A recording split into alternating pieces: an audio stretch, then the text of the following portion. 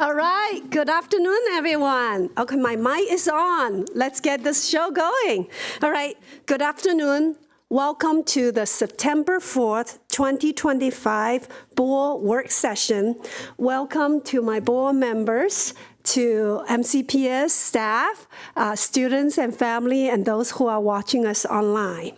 Let us first begin by standing for the Pledge of Allegiance. The flag is in the back. Okay. I pledge allegiance to the flag of the United States of America and to the republic for which it stands, one nation, under God, indivisible, with liberty and justice for all. Thank you all. Please be seated. I'm going to ask my board members to introduce themselves and establish a quorum. I'll start from this side. Good afternoon. Anuva Malou, student member of the board. Good afternoon. Natalie Zimmerman, representing District 2. Muy buenas tardes. Carla Silvestre, school board member at large. Good afternoon. Buenas tardes. Grace Rivera Oven, representing District 1. Good afternoon. Rita Montoya, board member at large. Good afternoon. Laura Stewart, and I'm in District 4. Good afternoon, Julie Yang, District 3, and Ms. Wolf sends her regrets for today. She's not feeling well. All right. Now, before I begin, I still would like to just briefly go over some procedure change for the Board of Education meeting this year, this school year. We are now having, in the months that we have 2 meetings, one of them will be work session, one of them will be business meeting. During the work session, except for appointments, we will not take actions, but dive deep into issues of the school system, and the business meetings we will take action on the board work. So today is a work session. All right, so our next step is, approval of agenda, right? So may I have a motion to approve our agenda for today? So moved. Second. Okay, there's a motion and a second. All in favor, please raise your hand. Unanimous with those present. Thank you, everyone. And item 3.2 and 3.3 is future closed session resolution report of previous closed session. And there's no action, but are there any questions or comments? Seeing none. Ms. Yang, yes. Just a procedural point. We will need a to approve vote and the approve future. for those resolutions. Yeah. Yes. Okay, so my mistake. Take that back. We need a motion to move future closed session resolutions and the report of previous ones. Is there a motion? So moved. Second. All right, a motion and a second. All in favor, raise your hand. That's unanimous. Thank you.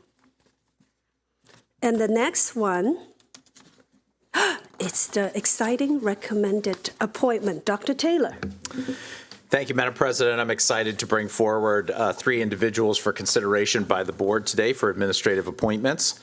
When I call your name, if you could please stand while I say some nice things about you before the board weighs in. And we'll begin with Mrs. Malika A. Brown for the position of Executive Director in the Division of Equity and Organizational Development. Joining her today is her husband, Jason Brown. Mrs. Brown has been employed with MCPS for 20 years as a teacher, content coach, instructional specialist, and most recently as the supervisor of elementary English language arts and reading in the Department of Curriculum Development in the Division of Teaching and Learning. She looks forward to joining the Division of Equity and Organizational Development, where she will have the opportunity to expand her commitment to advancing equitable outcomes for all students across the district. Shout out to her sons, Khalil, Jaden, Caleb, and Jalen, and her parents and siblings who are her biggest supporters and who are watching. Motion to approve. Second.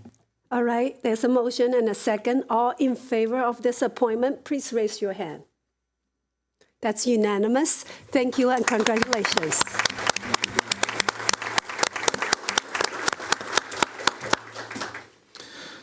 Next up for consideration is Ms. Jada Langston for the position of Director in the Department of Special Education Services. Joining her today is Mr. Richard Jackson, Dr. Jeannie Dawson, Ms. Nicole Sosick, and Mrs. Monique Reese.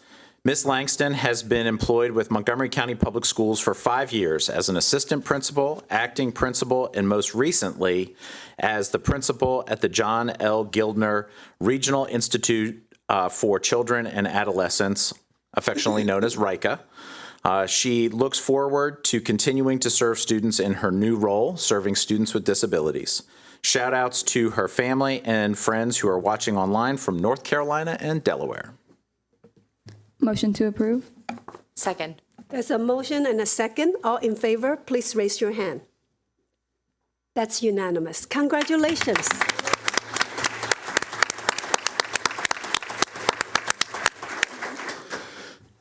And our last recommended appointment for today is Mr. Anthony F. Tucci for the position of Director in the Division of Transportation Services. Joining him today is his wife, Dina.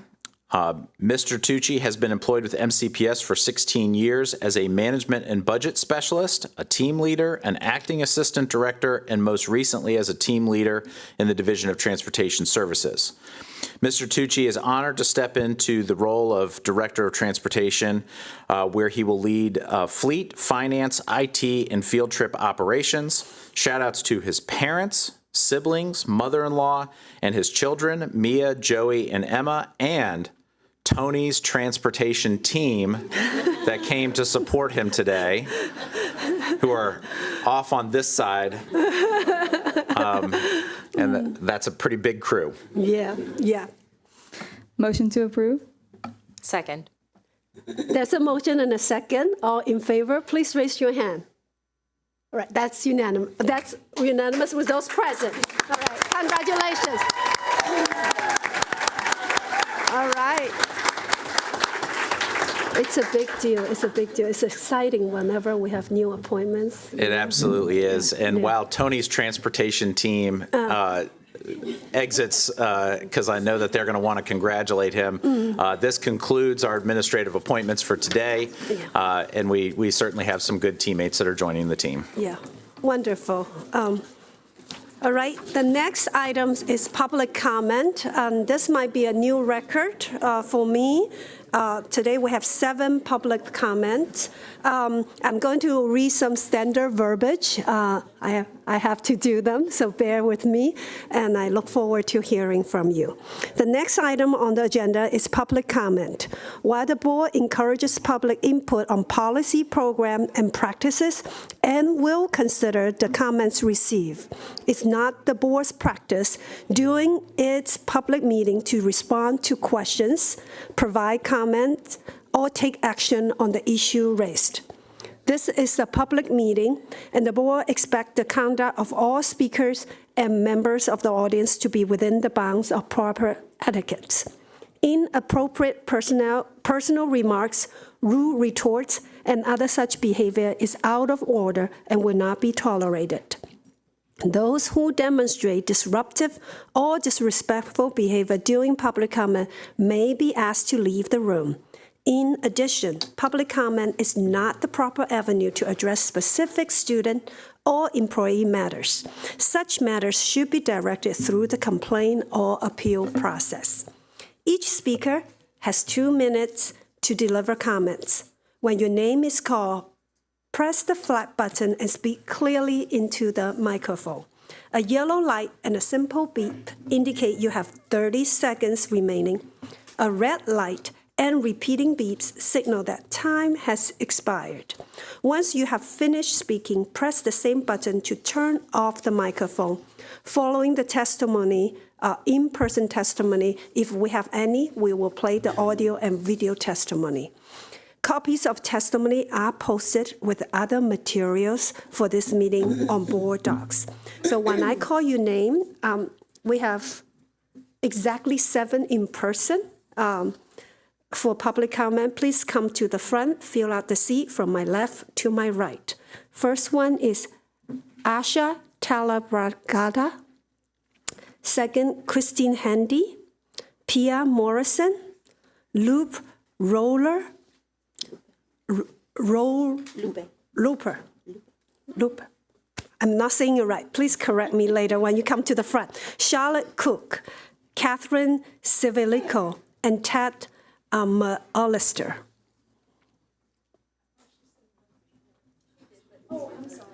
It's okay. Well, we have only 6. We'll figure it out. Okay, no, okay. Asha, you may begin. Hello, my name is Asha Telvergata. Thank you so much for providing me the opportunity to speak with you guys today. I'm a senior at Walt Whitman High School, and I'm here today to discuss how MCPS can improve the quality of instruction that paraeducators provide in self-contained special education classrooms while increasing the retention rate of these hired individuals. Paraeducators who work in self-contained special education programs are some of the most selfless and caring individuals you could ever meet. Not only do they take an interest in the education of these students with significant needs, but they also provide hygiene and self-care services, all while managing maladaptive behaviors to keep students and themselves safe. Their dedication and patience with this student population make them an invaluable asset. However, when these paraeducators are not given the appropriate time to receive evidence-based strategies to manage students' behaviors and instructional needs in self-contained classes, they often don't know how to react when a student goes into crisis mode. Paraeducators who felt unprepared by these situations then quit, leading to vacancies and lack of coverage in these classrooms, prompting the school to start the whole process of hiring new paraeducators again. While county-provided trainings are available for paraeducators, most are not specifically tailored for students with students who regularly engage in maladapted behaviors. Instead, the teachers in these classrooms are expected to take time out of their day to train each newly hired paraeducator themselves. Teachers then have to allocate time to train new paraeducators in everything from classroom responsibilities to behavior management, causing disruptions in their students' routines, reduced coverage in the classroom while the teacher is out of the room, and missing planning time.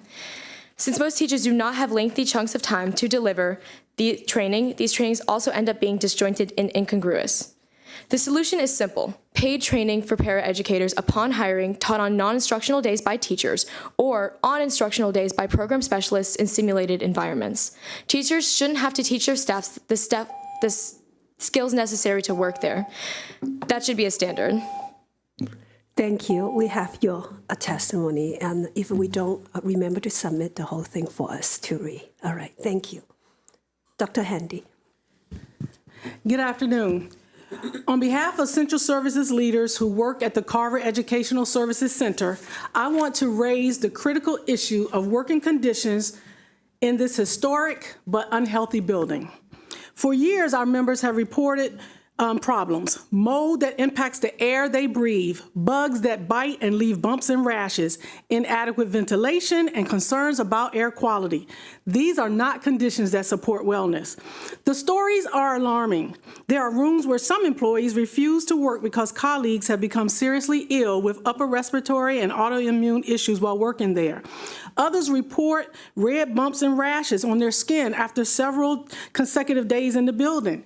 Black mold spots that were painted over keep reappearing. Staff report experiencing coughing and itching during the week, but these symptoms typically vanish when they are away from the building on weekends.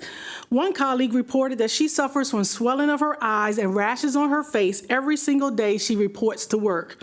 CESC is a facility that continues to jeopardize employee health. While we appreciate its history, we cannot overlook its present dangers. People should not have to choose between doing their jobs and protecting their health. We keep removing carpet, then asbestos, before switching to tile and putting bleach on mold or even painting over it, which, by the way, does not eliminate the mold. Basically, we keep putting a Band-Aid on this building. We need immediate action to remediate these conditions. It is not acceptable for my colleagues to continue working in this environment. Board members, you moved your offices and meetings from over there. Our superintendent is no longer there. It is time to move everyone else from over there. I am requesting that CESC is included in the superintendent's capital improvements program budget. But in the meantime, what will we do? Thank you. Ms. Morrison? Good afternoon. My name is Pia Morris, and I'm president of SEIU Local 500. We represent 10,000 support staff professionals working at MCPS. Thank you for the opportunity to address an issue that has been a source of significant concern at MCPS, the pay system, specifically the impacts the new pay system has had on support staff and their families. First, let's talk about the problem.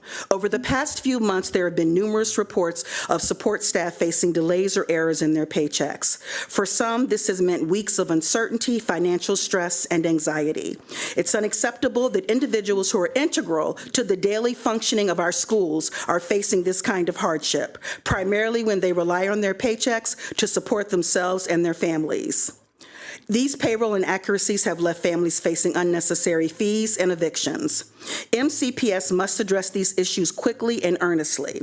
We assert that payroll accuracy is a fundamental right for every worker. Our support staff provides the essential services that make the schools run smoothly, and they must be paid accurately and on time. Our schools will only run as effectively as the people behind them. And when people are not paid correctly, it creates a ripple effect that affects the entire learning and working environment. One of the key reasons behind this issue is a lack of adequate staffing to manage the human resources and payroll systems. The staffing specialists, who had their positions eliminated in the last budget, were once a core part of human resources.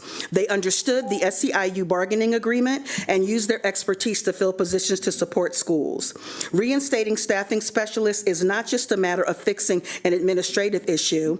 It's about supporting the people who support our schools. Bringing back staffing specialists will restore trust in the system and hiring processes. In conclusion, I do want to take the time to acknowledge and thank the numerous support staff in Erskine who have worked thousands of hours to correct support staff payroll issues. SEIU Local 500 sees you and recognizes your hard work during these challenging times. Thank you. Okay, is it Loop? Say that again? Loopy? Okay, turn on your mic, please. Thank you for the opportunity to be here and to speak about the relocation program of Blair Ewing Plum Orchard Alternative Education Program to the North Lake Elementary School. I represent a task force of residents from the surrounding communities formed to engage MCPS, the board, the county, and the state for current and future uses of North Lake. We are here to ask for a capital investment plan that truly represents the interests of the Blair Ewing program and to advocate for the best use of North Lake going forward. We're asking the board to demand MCPS to give this the priority it deserves and require them to provide an appropriate and permanent plan to be budgeted and executed by fiscal year 2027.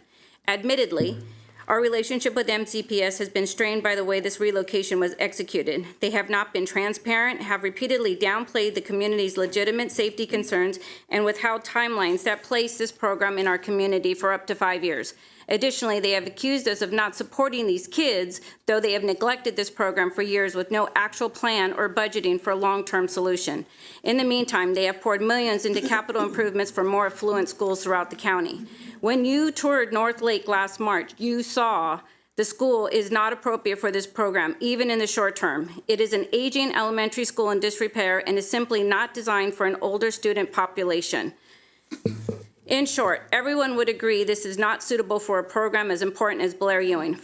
This program deserves a permanent plan that appropriately supports the students' growth, ensures their safety and the safety of the staff, and provides resources that are at least equal to those available at other MCPS schools of this equivalent grade. Our community has already gained the support of Natalie Fanny Gonzalez at the county level and Vaughn Stewart at the state level. We're here to ask the board to ensure that a plan is submitted and a budget proposed for execution by fiscal year 2027. We're here to be a part of the solution. Thank you for your time. Ms. Cook? Good afternoon. My name is Charlotte Cook, and today I will speak about the Blair Ewing Center at North Lake and the poor condition of the North Lake School and its grounds. I have lived next to the North Lake School for the last 37 years, and I've seen many schools come and go, and I've never seen a middle school or high school there. Last June, I received notification that the school would be moving to North Lake. After summer meetings were held, I was not provided with adequate information to let me know why this school was being placed there. I started reviewing MCPS websites, and I learned that some students were placed in an AEP program after, quote, a central office review and as a result of their involvement with controlled substances, serious bodily injury, and/or weapons. Students range from the 6th grade up to 20 years. This description of the program gave me pause, and I was concerned that the students would impact the neighborhood negatively. Nevertheless, the students came. I do wonder what will happen to this program if you put another school there. Are we warehousing these students? Where will they go? As I continued to research the program, I found these students had no advocates. They had no PTA or student group that would speak about them. If you look at North Lake, you will see it's a school that doesn't have science labs, computer labs, music and art rooms, workshops for technical or vocational training. It's not a school for these students. As of 2023, 76.7% of the students enrolled in an AEP program were eligible for farms. These are poor students who need more, and in fact, you're giving them less. Finally, I would just ask you to support budget changes to support this school. And then Catherine. Oh, Catherine. My name is Catherine Savilico. I have 2 children in the Poolesville High School Humanities Magnet Program. As a former public high school teacher and a parent who has seen the terrific results of the Poolesville program, I'm here to advocate for preserving the excellent criteria-based countywide magnets, including maintaining humanities as criteria-based rather than interest-based. Ms. Stewart, I agree with your suggestion at the last meeting to slow down the program analysis. I'm concerned the 6-region program model does not address the needs of Montgomery County students. Here are a few reasons why. 1, as superintendent of Stafford County Public Schools, Dr. Taylor spearheaded a similar pre-professional regional center plan that narrowly passed their board 4-3. Stafford's needs and existing resources are very different. Stafford has 1/5 the student population of MCPS and only 5 high schools. It is equivalent in size to 1 region of the proposed 6-region model. Stafford did not possess any nationally recognized magnet programs. The striking similarity of the proposed regional program plan to what was implemented in Stafford 1 year ago suggests that the plan has not been crafted as a response to the specific needs of our county, but instead may be just a rerun of their plan. 2, the compressed timeline of less than 2 years to design curricula, train staff, and implement the new programs is unrealistic. With 15 program strands in each region, MCPS is proposing 90 programs, which sounds impossible to do well on their timeline. 3, even assuming perfect implementation, the 6-region plan would not achieve equity since the regional programs would not all develop equally. The schools that start with existing programs would be stronger, and some new programs would evolve to be better than corresponding programs in other regions. These better programs would be accessible only to the students in those regions. In pursuit of equity, this plan prevents students from accessing higher quality education based on where they live. Therefore, this plan could actually worsen the equity problem it is intended to solve. To bring equity to excellence, we should improve access to the outstanding model we already have working, not blow it up and start from scratch. Please reach out to Poolesville Humanities and other programs to understand the value of what we have here in MCPS and what would be dismantled in pursuit of the flawed regional program model. Thank you. Thank you. Can the MCPS TV play the audio? My name is Ted McAllister, and I teach and direct 3 school instrumental music programs in the Gaithersburg area. Music is perhaps the earliest choice that a student has in our school system in taking initiative to participate in band, orchestra, or chorus, and choosing their voice within the program. Music is notably suited to giving students more intrinsic care for their learning, and each year I look to improve how I can instill that. However, it always circles back to what I need to provide the students with more of what they need. There are great musical things happening in Montgomery County. We've been named as one of the best communities for music education by the National Association of Music Merchants. Many teachers praise our collaborations with local organizations, such as annual field trips to the Strathmore Center. We've expanded extracurricular ensembles, such as our all-county bands, orchestras, and honors choruses. Some schools even perform at conferences, such as the internationally prestigious Midwest Clinic, as well as excellent and superior performances at music festivals across the country. There is collaboration after the clock between our teachers, nominating students for honors groups, cluster events, building vertical musical pathways, and a curriculum backed by national standards catered by expert teachers. It is important that we continue this excellence. With the impending budget cycle, there are always asks, and our programs need supports that even our neighboring counties provide them. The Visual and Performing Arts Office has collected overwhelming data showing that our instrument repair funds fall extremely short, especially as it was first on the chopping block back in 2024's budget crisis. Though each year I have increasing requests for school instruments at my Title I schools. MCPS provides less musical professional development than most other content areas. The Maryland Music Educators Association visited pre-service music days in 17 of 24 Maryland counties. We're not on that list, and we don't regularly have in-house PD opportunities. Our elementary instrumental music staffing ratios fall short of neighboring counties, consistent with data presented at previous boards, scrambling staff every year and seriously stunting some revolving door programs. I hope that in balancing the many needs of our school district in the coming months, you consider the value of maintaining and enhancing MCPS music programs. Thank you. I'm going to ask you to return to your seats, and I'm going to open up for my colleagues to see if they have any questions and comments.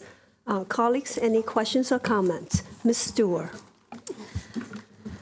I would like to acknowledge some of the facility problems that we talk about pretty frequently at this board table. The mold and old facilities issues at Carver. I did take note that she mentioned that we are here and don't meet in Carver.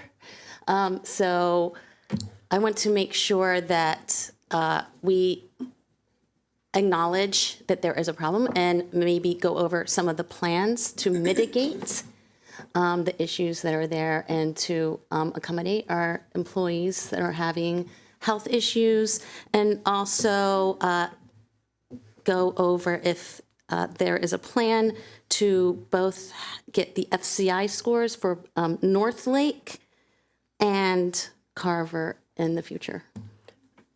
For reference, FCI means? The Facility Condition Index, which is a third-party review of the facilities in our county. Thank you. Okay. Ms. Montoya. Thank you. I'm also interested in the information that Ms. Stewart requested, but I would like to thank everyone for being here, whether you're in person or not. Especially when you're trying to get here in person, I know it can be challenging, so I appreciate it. Mr. McAllister raises a point that I've heard even before I was on the board and that I continue to hear about the ways that we prioritize perhaps certain areas within MCPS versus others. And I'm interested in that as well. So I would like to know, what is the budget for our music and performing arts programs? Things like how many staff, like student to staff ratios, as well as professional development opportunities. I don't want to ask you to compare it to other programs. I know that's a very large undertaking, which we probably do need to do, but I think we could at least start there so that we can kind of understand a little bit more. I know that instrument repair, outstanding instrument repair, is always an issue and then creates challenges for students trying to access at least musical instrument playing. Thank you. Looking on this side, Ms. Rivera-Ovens. I just want to say thank you also to all of you who came and testified. I want to start with Asha. Thank you so much as a student for coming, for recognizing our staff. I too share your opinion that our special ed paraeducators are incredible special people. You truly have to have a love for the profession and for humanity to become a paraeducator. So we know they don't become paraeducators for the pay. We know they become paraeducators because it comes from the heart. And as somebody who has, family members who are paraeducators and work with medical fragile students, I thank you for your testimony. And I do want you to know that I know Dr. Taylor thanks you for your testimony. And this is a year that we're focusing a lot on special education and the training and the support that our paraeducators, especially special education paraeducators, need, which I am grateful for. And that is in process. So thank you so much for your testimony. I just wanted to say to Christine about the conditions at Carver. You're absolutely right. that building is not a great building to work in. I know that when I was there doing it, and for the short time I was there, my asthma would just start off. I had to take my inhaler. So we hear you, you know, and I have one of my neighbors who just started working there, and I call her a refugee because she had to leave because she could, you know, the dust mites and so on. So we know it's absolutely something that I know it is at the top of our list. We need to look, I think, it used to be in the CIP. We need to make sure it goes back into the CIP and see what changes that need to be made. I just feel very strongly that, folks who give their lives to doing what's best for our students deserve at least a good quality of environment to be able to do that. So thank you for your testimony. So I know that myself and my colleagues are very much aware of it. And you have our ear. Thank you, Pia. That was unfortunate what happened this summer with our employees. It was something that we were assured that is never going to happen again. Folks who work over the summer, they work because they need to work over the summer. We know that a lot of our folks in the school system, like in any other profession, you know, they live paycheck to paycheck, especially now when everything is so expensive, from food to utilities and you name it. So I know that that's been ratified. And again, that's a situation that we hope we will never see again because of the things that are being put in place. So I appreciate your testimony. I know that there was no ill will intended. And I know there were so many good people in this community who stepped up to ensure that we supported our staff during that difficult time. So again, I appreciate that. And to Mr. McAllister, as the mom of kids who were in drama and chorus, we're going to support them as well. And I want to support Mrs. Montoya's request. I think it's important when we talk about equity in the arts in our county is very important.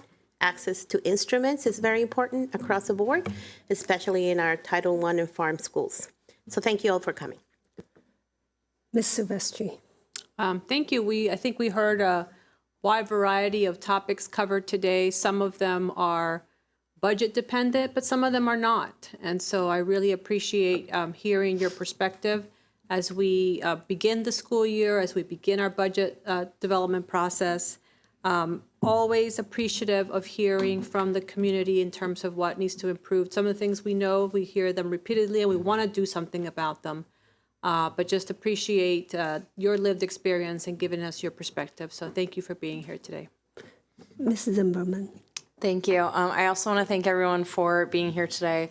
I align myself with the statements of all of my colleagues in an effort to be additive and not repetitive. Dr. Taylor, is there anything you can tell us, like payment-wise? Can you give us any update on that? Absolutely. We are hoping to have our payment issues resolved both for this pay period, but our historic ones, the ones that we know about, should be resolved. We are also working with our associations to make sure that that we have a response to those individuals who are inconvenienced and that we're supporting them financially as well. That should be within the next couple of weeks. Thank you.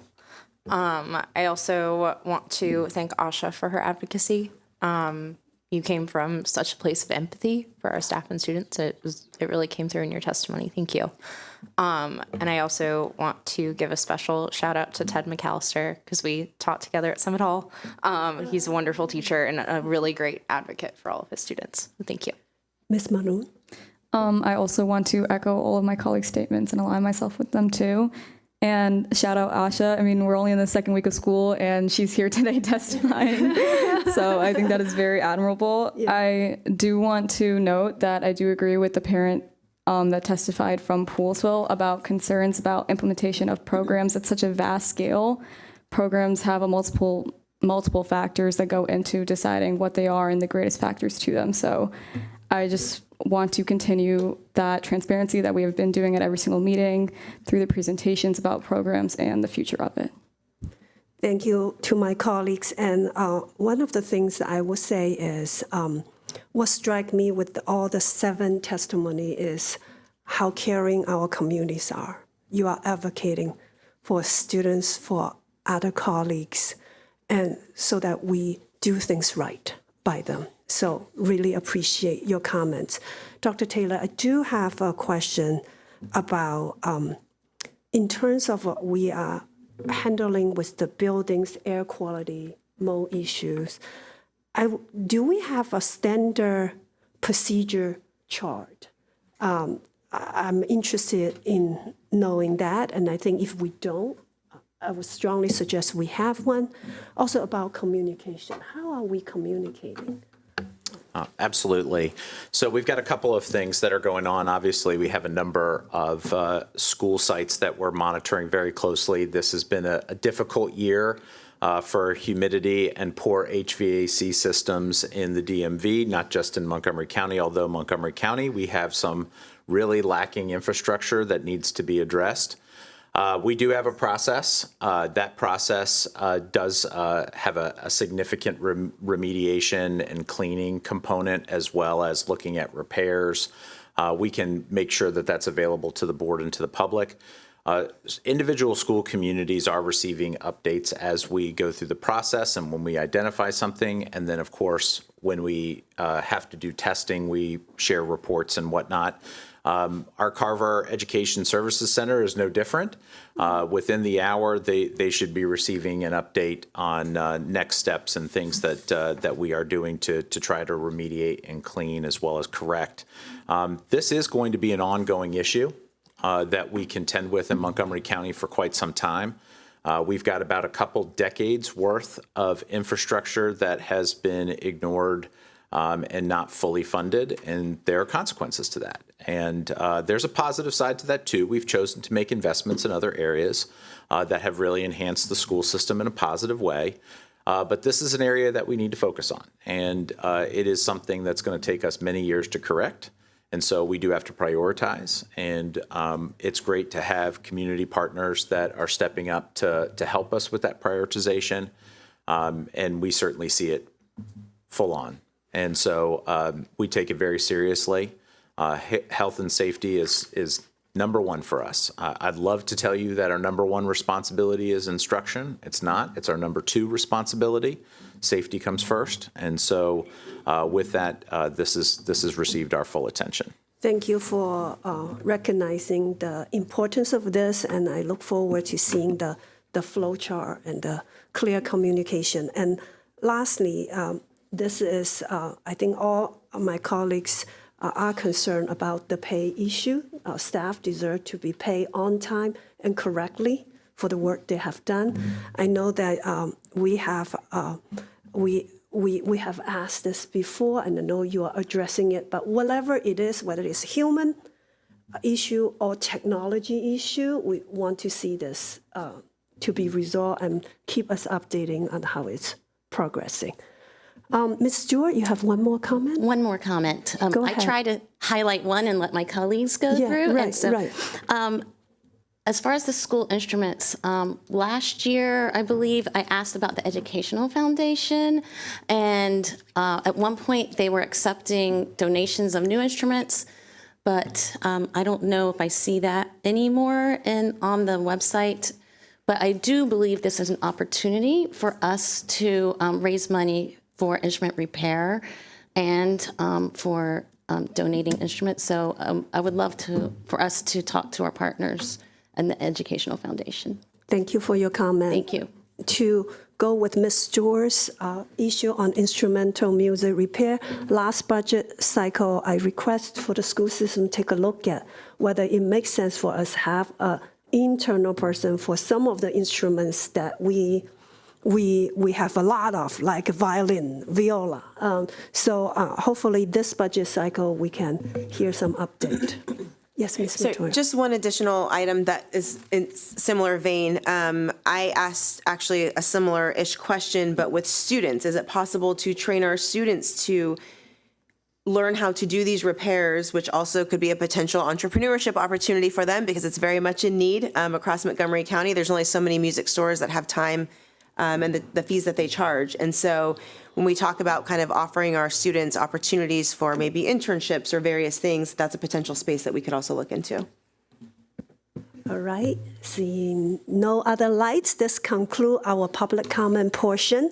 And our next Board of Education meeting will be on Thursday, September 25th. And sign up for public comment will open on Thursday, September 18th at 6 o'clock. In addition to online sign up, people are welcome to come in person, same day sign up when space allows.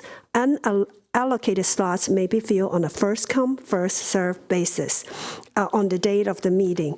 Please arrive 15 to 30 minutes before if you are considering in-person sign up.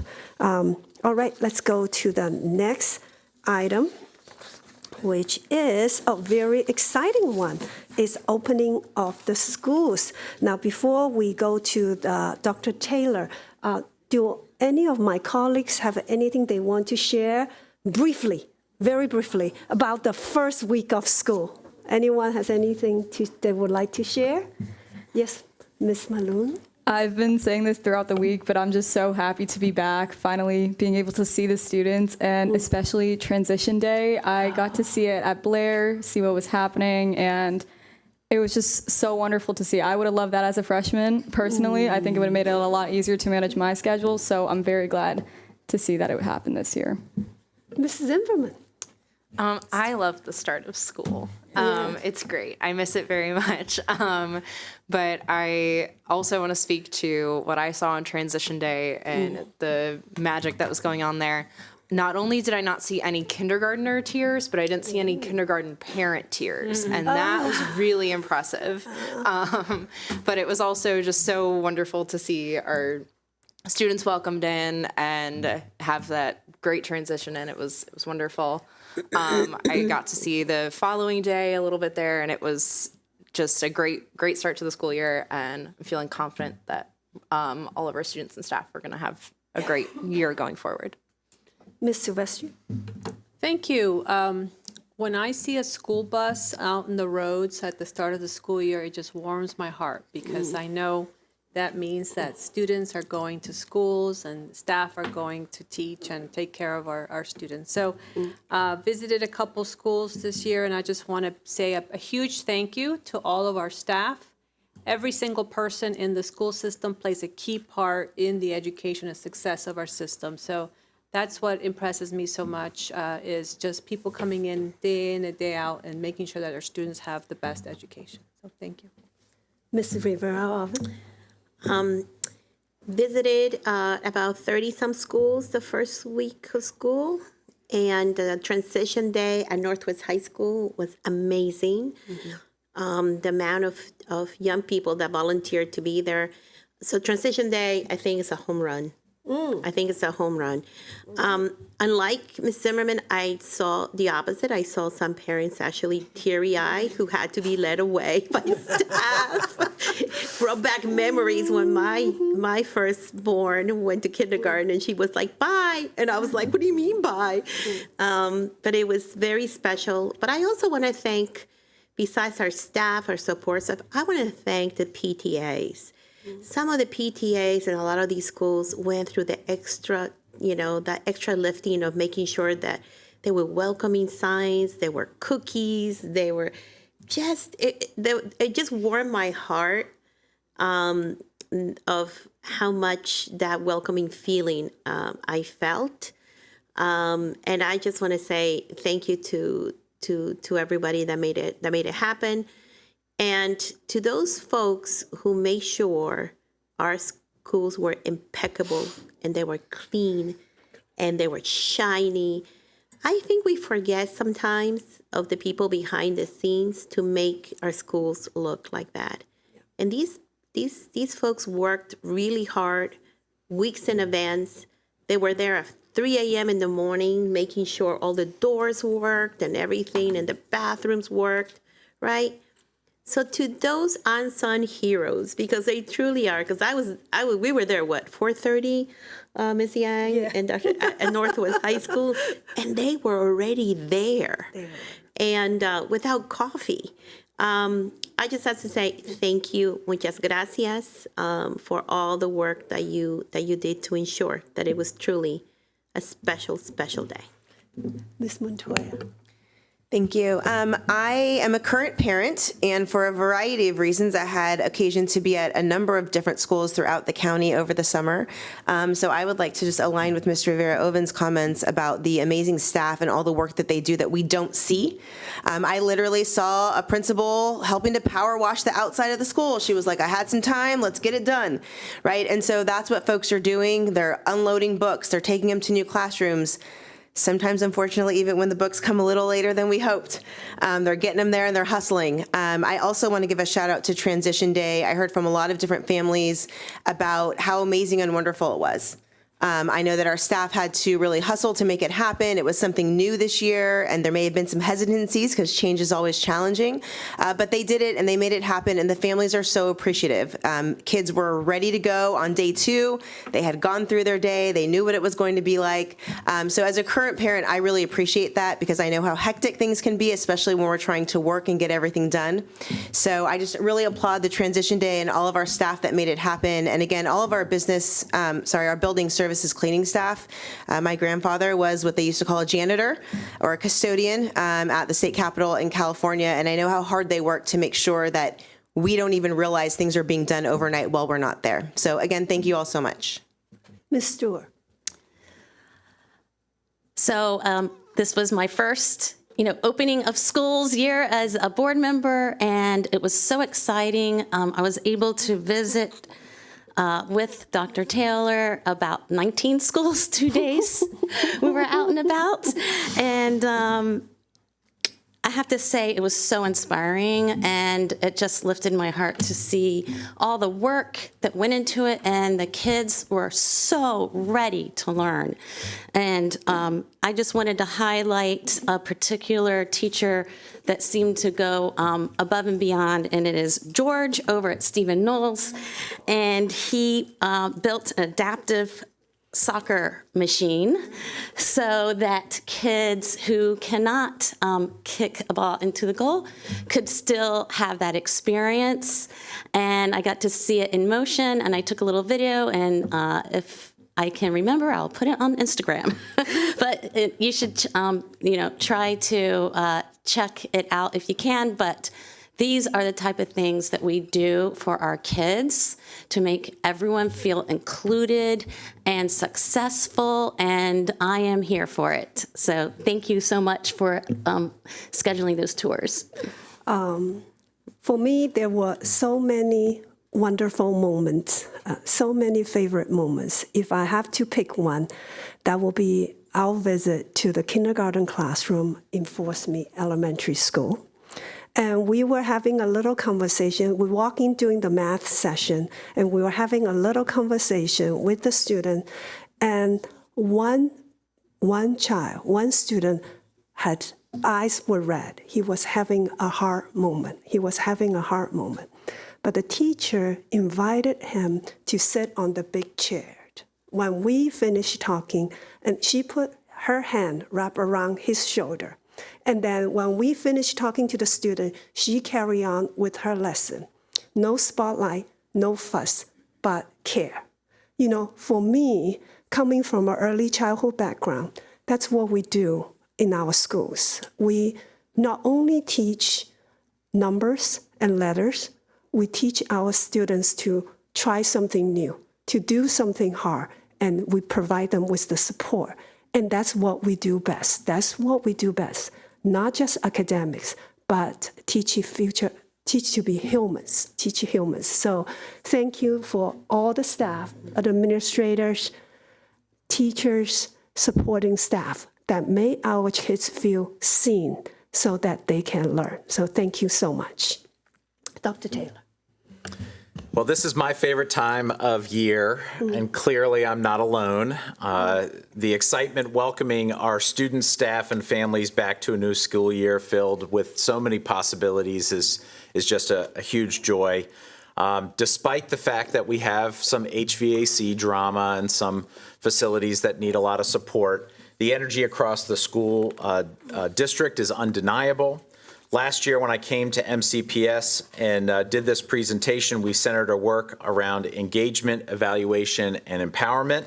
Those themes have helped us to strengthen our partnerships with families, assess where we are as a system, and ensure that student voices and experiences were guiding our decisions in everything that we do in preparation for this school year. I am so proud of our educators, our support staff, and the folks working very, very hard behind the scenes to make this school year happen. We are off to a terrific start, thanks to their support and, of course, thanks to good weather. This year, we are ready to build on that foundation and to move boldly into the next phase of our journey together, anchored in expectations, excellence, and effectiveness. What you will see in today's presentation are the strategic investments in school support. These investments in our system equip our schools, empower our staff, and engage our family so that every student has a robust opportunity and is future ready. We are firm in our belief that high standards coupled with strong systems of support create the conditions for every student to thrive. At this time, I'm thrilled to pass things off to this very august team and a couple of special guests from our principal ranks to talk about their opening of school experience through lots of different dimensions, everything from instruction to school leadership to safety. And take it away, Dr. Moran, our Chief of Schools. All right.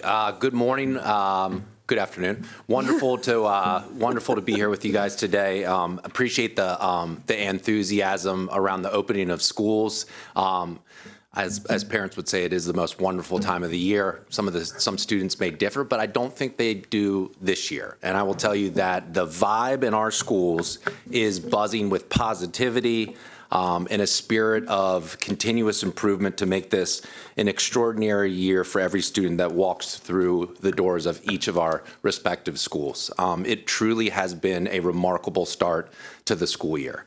As we look across our schools, the level of focus and motivation to establish immediate expectations and structures has resulted in quickly transitioning to teaching and learning. I think many of you saw that when you went out to schools. Learning was underway day one. We are, seizing every minute of every day to ensure that our students are engaged in high quality teaching and learning. The strategic plan provides us, if we could actually go to the next slide. So the strategic plan provides us with a clear roadmap to be strongly focused on goals. We are extremely goal oriented this year. Our goals are simple and focused, ensuring that our schools and communities are moving in one direction altogether, right? Getting our arrows aligned and focused has been the work of the previous year. I'm happy to share with you, and I know you'll hear from principals today, we are all headed in the same direction and did substantial work this summer to ensure that happened. Our focus this year really is around expectations, excellence, and effectiveness. And one of the ways that we've done that this year is really by spending time focusing on building a school system and not a system of schools. And the way that we've done that is really standardizing the structures and processes across all of our schools with the support of our principals, assistant principals, teachers, building service staff, to ensure that there's a collective understanding of what are our structures and processes so that we can focus our time on instruction and move outside of what has for many years been an operational focus and needs to be 100% instructional focus. If we could go to the next slide, please.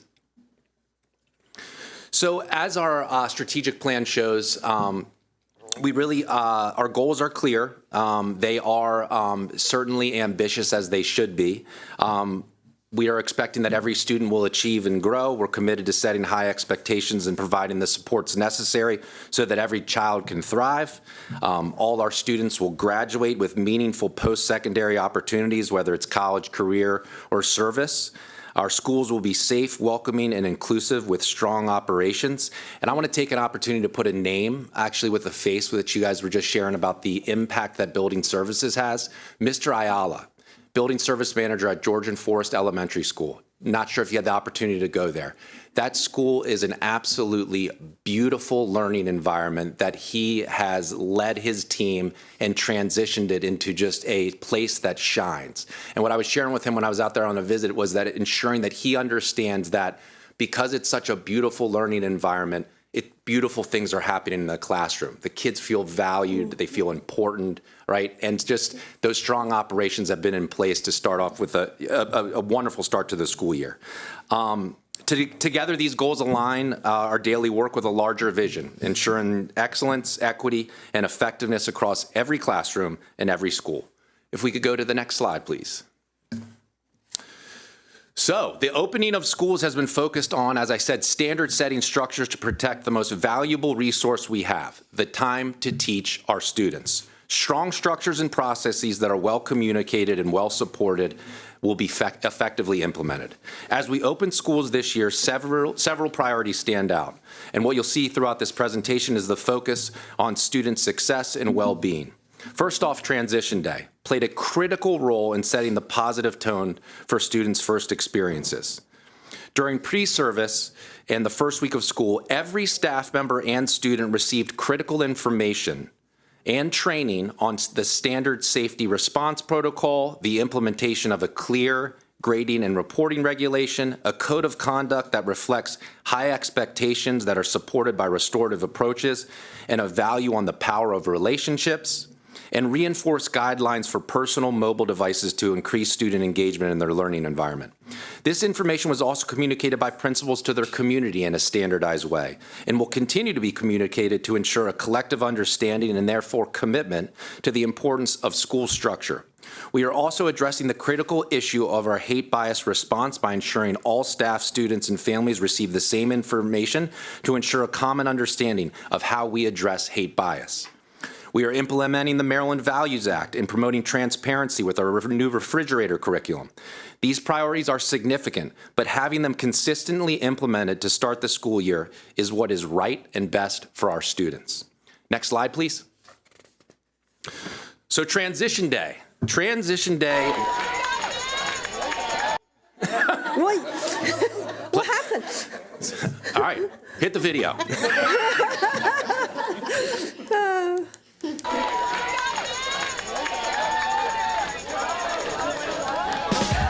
Today's Transition Day. It's the first day back for all our new students. Yay, Transition Day! Well, Transition Day is not a new idea, but it is new for Montgomery County, and it's really an opportunity for our transitioning grade students to get acclimated to new environments, new expectations, new teachers, new friends, new building layouts, all without the distraction of all of the other students. Okay. What I hope to get at a Transition Day is to be more comfortable around the school. Oh, I think today is going to be great. I think it will help kids get their wiggles out, help them regulate any anxiety or concerns that they may have, and get them excited for middle school. I'm a little nervous, and I'm also really excited. I want to make a lot of new friends, too. We're going to walk right here. It's important that my daughter comes to Transition Day because she learns the structure and the routine of every day. This has been amazing this morning, getting to meet our new families and them getting that extra special treatment. I am thrilled to be here today, and I want to wish all our students, staff, and families a great school year.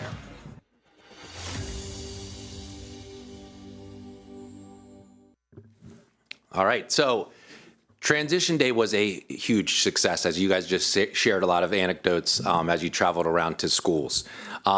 We had thousands of kindergarten, sixth graders, ninth graders, students new to their schools participate in Transition Day. I want to share just the feedback from principals, staff, and families has been overwhelmingly positive, with comments focused on the confidence, engagement, and motivation students had on the first formal day as a result of the Transition Day. I think we saw the impacts of Transition Day actually not on Transition Day itself, it was on the following school days as students had this confidence and an ability to feel like it was their school, right? To have that be their school for one day minimize distractions, build a level of comfort and confidence has echoed throughout the entire school system. I will tell you, I talked to a student named Franco from Roberto Clemente, which Mr. Brown's going to talk a little bit about.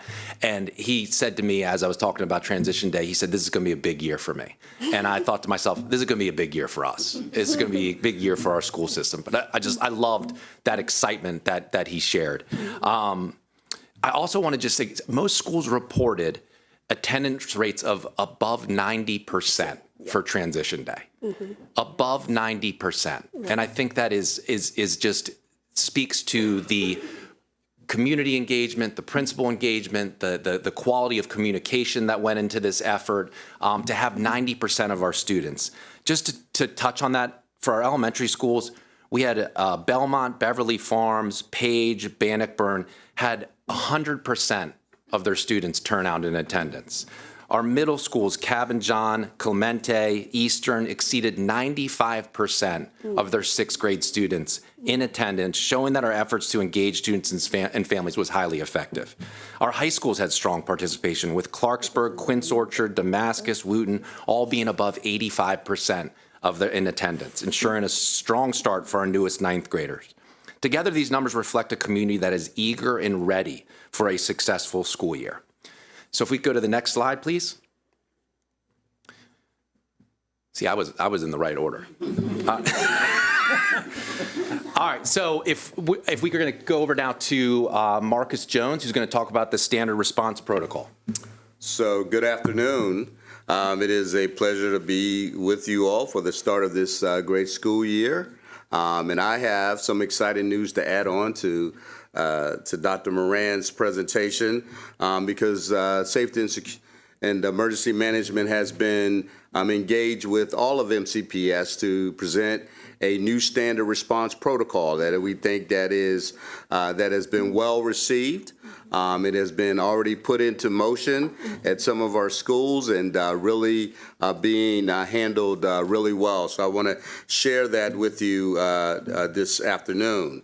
MCPS has adopted this standard response protocol from the I Love You Guys Foundation.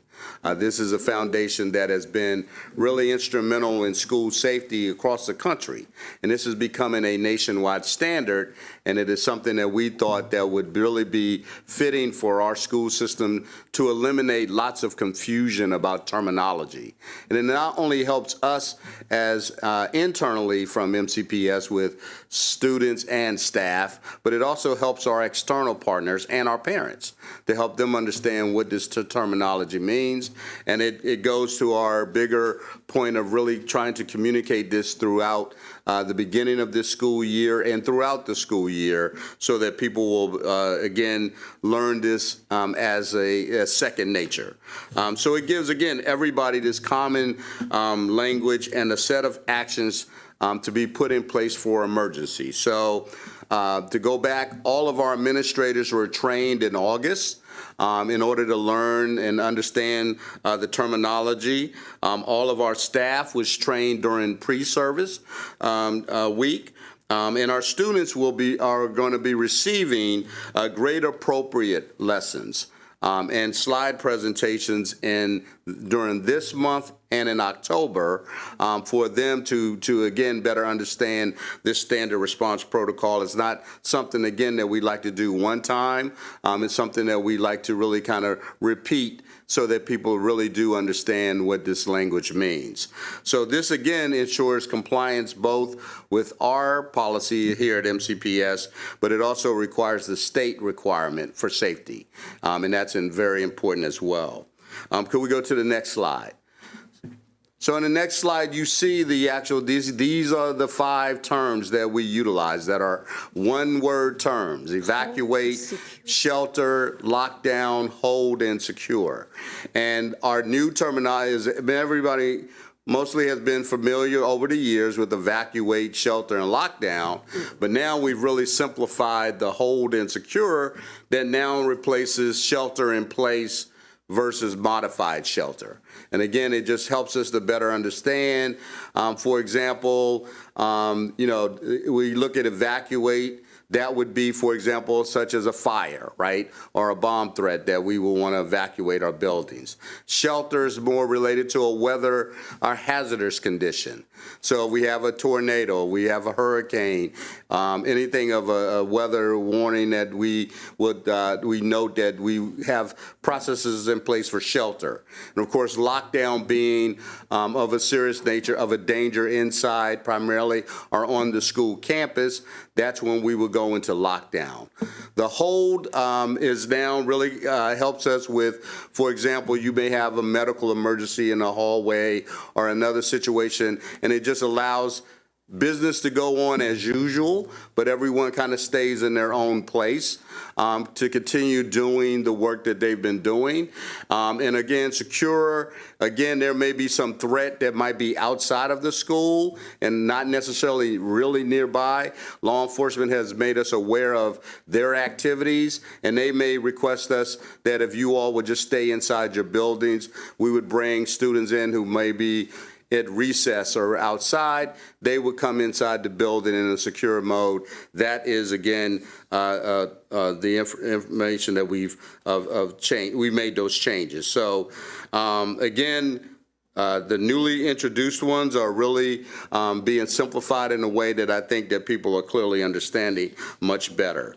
Our new signage has been installed in our schools. All of our schools to reinforce this. This is probably one of the largest projects I've been involved in trying to get out posters to all of the schools to make sure that everyone is really aware and we get rid of our old language and posters. And kudos to the print shop for the great work that they did in order to get this over the finish line. So this was done in a very short period of time.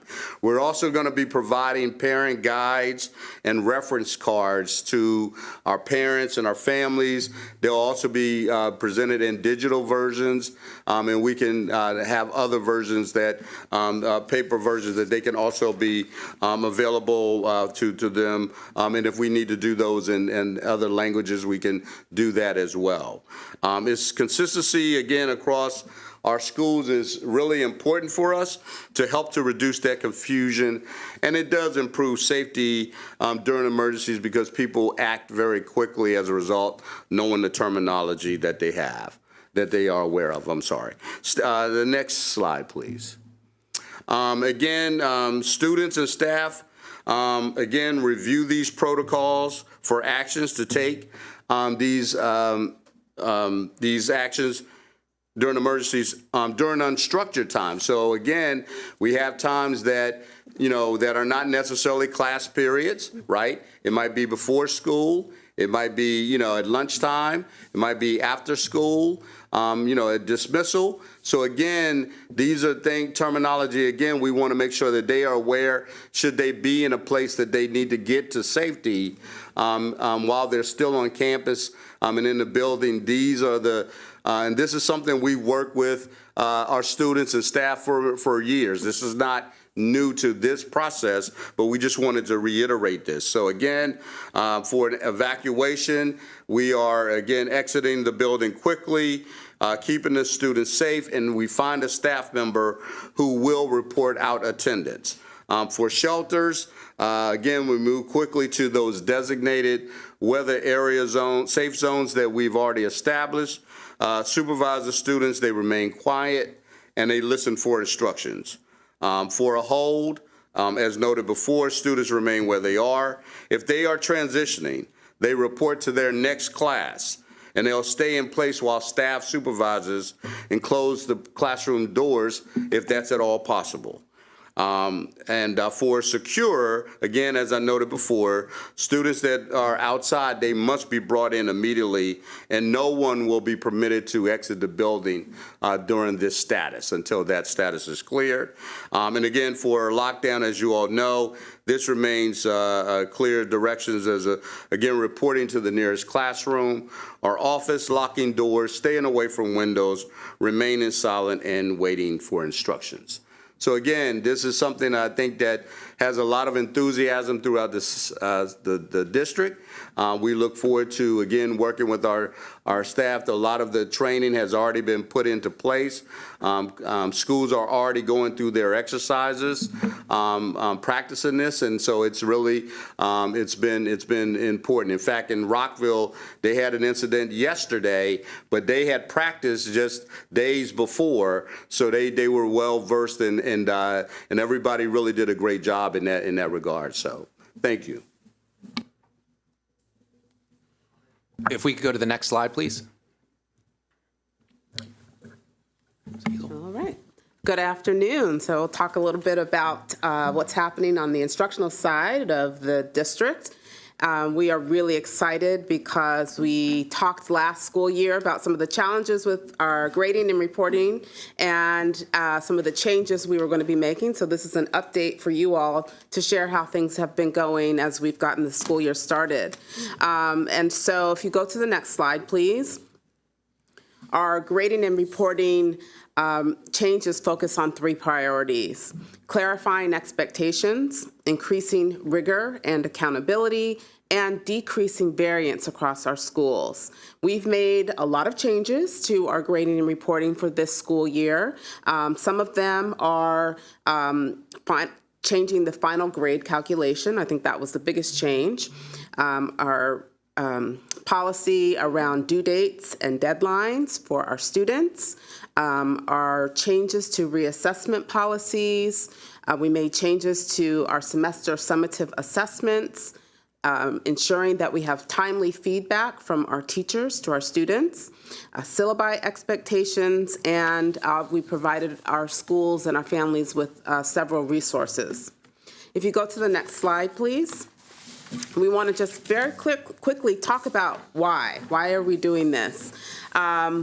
We want to make sure that there is consistency across all of our schools. Aligning our grading practices ensures that there is fairness for all of our students, no matter what school they go to or the teacher that they have for their courses. And so we want to make sure that that consistency is happening. We want to increase our expectations for our students. We want to have clearer rules around getting the work completed, around deadlines, around feedback. And we want them to have multiple opportunities, not just for reassessment, but opportunities for them to succeed. We want to provide clarity and transparency to our families and our colleges so that grades actually reflect what students are actually, how they are actually performing in the classroom in ways that colleges, employers, and families can clearly understand. So we are moving to a simple, transparent final grade calculation that will help build confidence for our families and for schools in our area.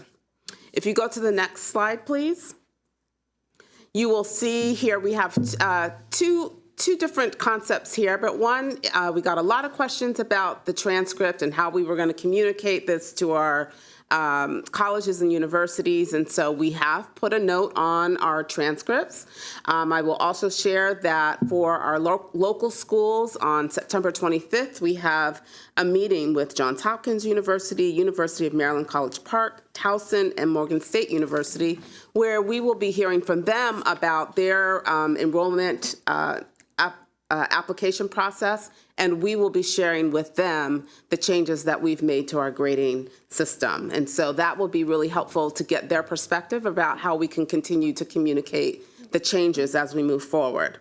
The other thing that we've heard a lot from our students is around well-being and the mental health, particularly as it relates to grades. And so we want to make sure that we are continuing our efforts to engage our counselors at schools to make sure that they are very aware of the impact of this change on students and that they have necessary resources to be able to support them as we move forward. So that is something else we want to highlight.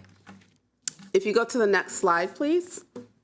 Last thing I want to share around grading is our toolkit. We wanted to make sure that there was consistency across schools, with regard to communicating the changes to families and to our students. I want to give a huge shout out to Dr. Keisha Logan, who put together a grading and reporting toolkit for our schools. It includes memos, changes to the regulation, videos, thank you to our communication team, newsletters for schools, PowerPoint presentations for our staff, and also PowerPoints for our students, and a question and answer document. There are all kinds of resources available. We are pushing them out from our websites. Schools are also doing the same, and this is our way to ensure that all of our families clearly understand the changes as we move forward. And at this time, I'll turn it over to Dr. Moran. All right, if we could go to the next slide, please. So we're going to talk about the Student Code of Conduct. So as you know, each year the Student Code of Conduct is revised. The revisions clarify behavior categories, align response levels, and place a stronger emphasis on prevention and restorative practices. Our focus this year is to strengthen our code of conduct centered on the belief that students can meet high expectations for their character when they have a clear understanding of the expectations and a support system is in place to help them meet them. Building this understanding started with principals and assistant principals in June when they all received professional development on the code of conduct, fact-finding when incidents occur, and the mandatory intake process when a student returns from a suspension. This information was again revisited during August professional learning with a focus of preparing principals to deliver this information and training to their staff. If we could go to the next slide. And if we could go to the next slide, actually, please. Thank you. So similar to Ms. Hazel's question around why the changes. We made these changes because we know discipline is not just about compliance. It's about creating a safe, supporting learning environment where all students can thrive. In the past, response varied too much from school to school, which creates inequities. By clarifying definitions, aligning resources, and focusing on prevention, we are ensuring that discipline practices are both consistent and supportive, and most importantly, these updates emphasize students should be defined by more than just a mistake they make. By focusing on restorative practices, we are teaching responsibility, repairing harm, and keeping students engaged in their education and teaching them to be advocates. Next slide, please. So focus on prevention and restorative practices. So we are holding our students accountable in ways that are fair, restorative, and rooted in the belief that every student can and will be successful. In order to be the best, you have to expect the best, and we expect the best from our students. Central Services will provide ongoing training and support so that before any exclusion occurs, schools prioritize restorative conferences, peer mediation, and other relationship-centered interventions. This work reflects close collaboration between the Division of Equity and Organizational Development and the Division of School Leadership and Improvement, recognizing that effective discipline and restorative practices sit at the intersection of equity, leadership, and student success. Next slide, please. All right, we're now going to transition to talking about our regulation around personal mobile devices. If we go to the next slide. So this is a slide that you've seen before and has actually been shared across the school system around this new regulation. So new this school year, Montgomery County Public Schools cell phone requires elementary and middle school students to keep personal devices, phones, smartwatches, tablets, turned off and stored away for the entire school day. High school students may use their devices during lunch and in between classes, but not during instructional time. All students can use their devices before and after school and on school buses. The policy applies to other personal electronic devices as well, and consequences for misuse follow a progressive approach outlined in the updated Student Code of Conduct. The intent of this regulation is to increase student engagement in their learning and minimize distractions caused by their use. Again, I shared this previously at the board table, but when asked some of our middle school principals last year around why they saw a significant increase in specifically in math performance, they cited the away all day as a strategy that led to increased engagement and thus increased performance. If we go to the next slide. So we also recognize the growing impact of personal mobile devices. Our updated regulation outlines levels for responses from teacher-led redirection to securing cell phones in pouches, which we have outfitted with all of our high schools with at this time. This ensures consequences are clear, consistent, and scaled appropriately. If we could go to the next slide, please. Now introducing Dr. Hamlet. Good afternoon, board members, Dr. Taylor. It's a pleasure to share an update on our hate bias protocol. Montgomery County Public Schools, as you know, is a community that is proud of our diversity. And based on our shared governance approach, we are committed to a safe, inclusive environment where every student, staff member, and caregiver feels valued, seen, heard, and experiences true belonging. Despite what may be going on around us nationally or perhaps even right here in our own community, we unequivocally denounce actions that spread hate, inequity, or injustice toward any individual or community. And so our district-wide approach to educating, preventing, and addressing race and hate bias strengthens this commitment through a few areas: education and training, culturally responsive communication, clear reporting structures, and timely and consistent responses. And this is not just a policy or a stated practice, it's our promise to safeguard dignity, equity, and belonging for all who call MCPS home. Next slide, please. So you can see here our hate bias protocol. We are actually leading the way in Maryland and stay close in communication with MSDE, but we also remain committed to learning from districts across the country who are getting this work right, as we recognize there's always an opportunity to learn and grow. We investigate every report of hate bias that occurs on school property, on our buses, at school-sponsored events, or those incidents that might disrupt the learning environment during the instructional day.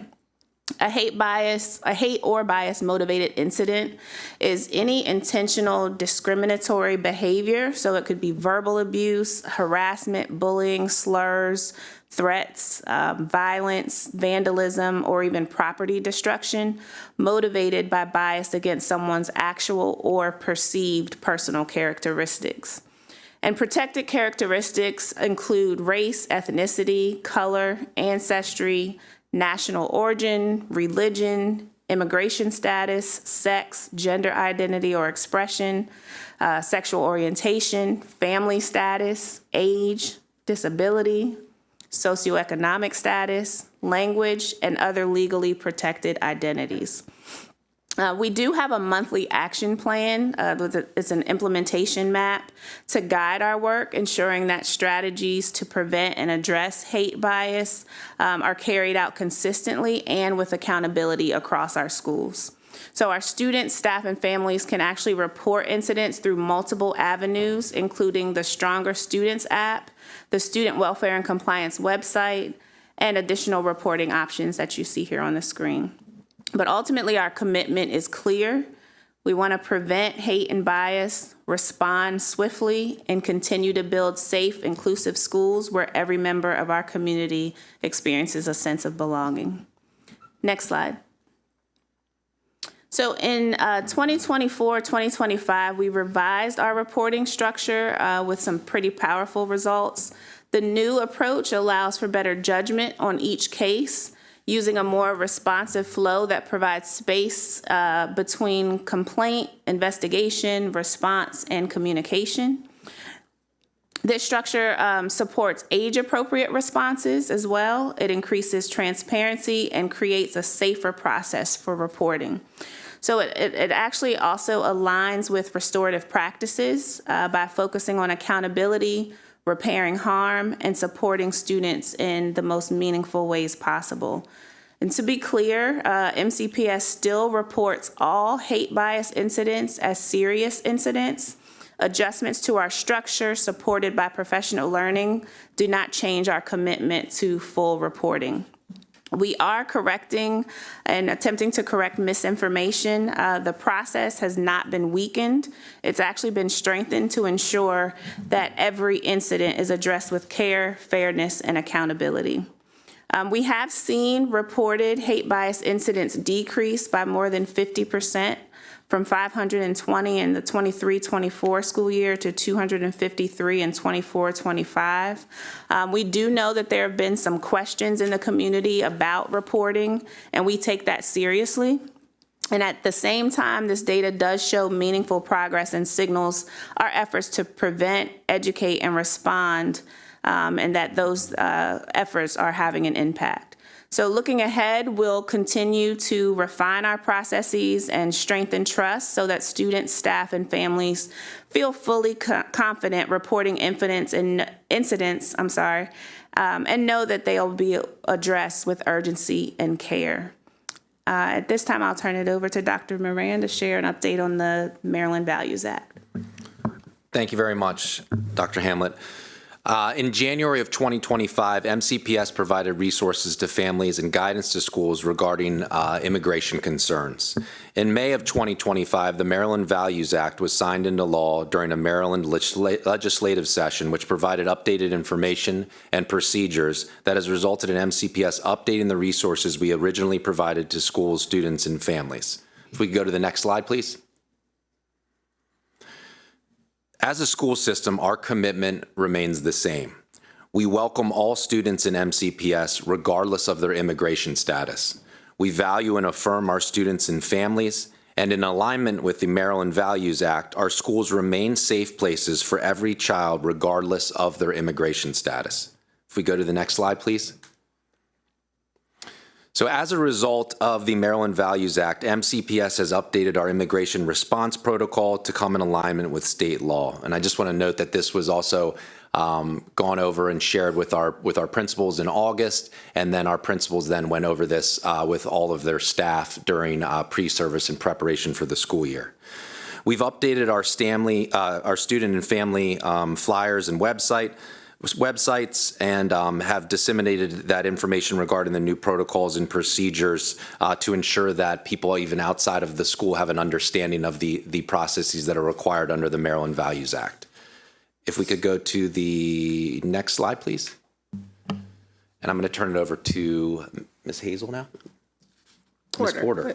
Ms. Porter. It's okay. Thank you. So I'm going to now talk about a new concept called the refrigerator curriculum. If you can go to the next slide. This is really our effort to strengthen our partnerships between schools and the district and our families. And so with the refrigerator curriculum, it's a simple one-page guide for each marking period that highlights core instructional themes and texts, supplemental instructional materials available to teachers, and key concepts that students will be learning. Families can post these at home, on the refrigerator, bulletin board, or family space to stay connected to what their child is learning in real time. If you go to the next slide, again, why are we doing this? One, we want to make sure that we are increasing our transparency. We want to have clear communication about the core curriculum each year. Engagement is another big issue for us. We want families to better support their students at home. And respect for diversity. Families may request alternative assignments if a listed text conflicts with their sincerely held religious beliefs, ensuring inclusion and respect. So each quarter, families will receive a list of the main books and texts their child will be reading, and parents can review the list. They can ask questions. They can make an appointment with the school or with us in central office if they want to review any text in person. And again, if it conflicts with a religious belief, there is a form they can complete. And if their request is approved, the student may be excused during that one, only for that particular text. They may be given an alternate assignment to complete. And in short, this is our way of making our curriculum accessible and family friendly. So go to the next slide. All right, back to me, and sorry about that, Ms. Porter.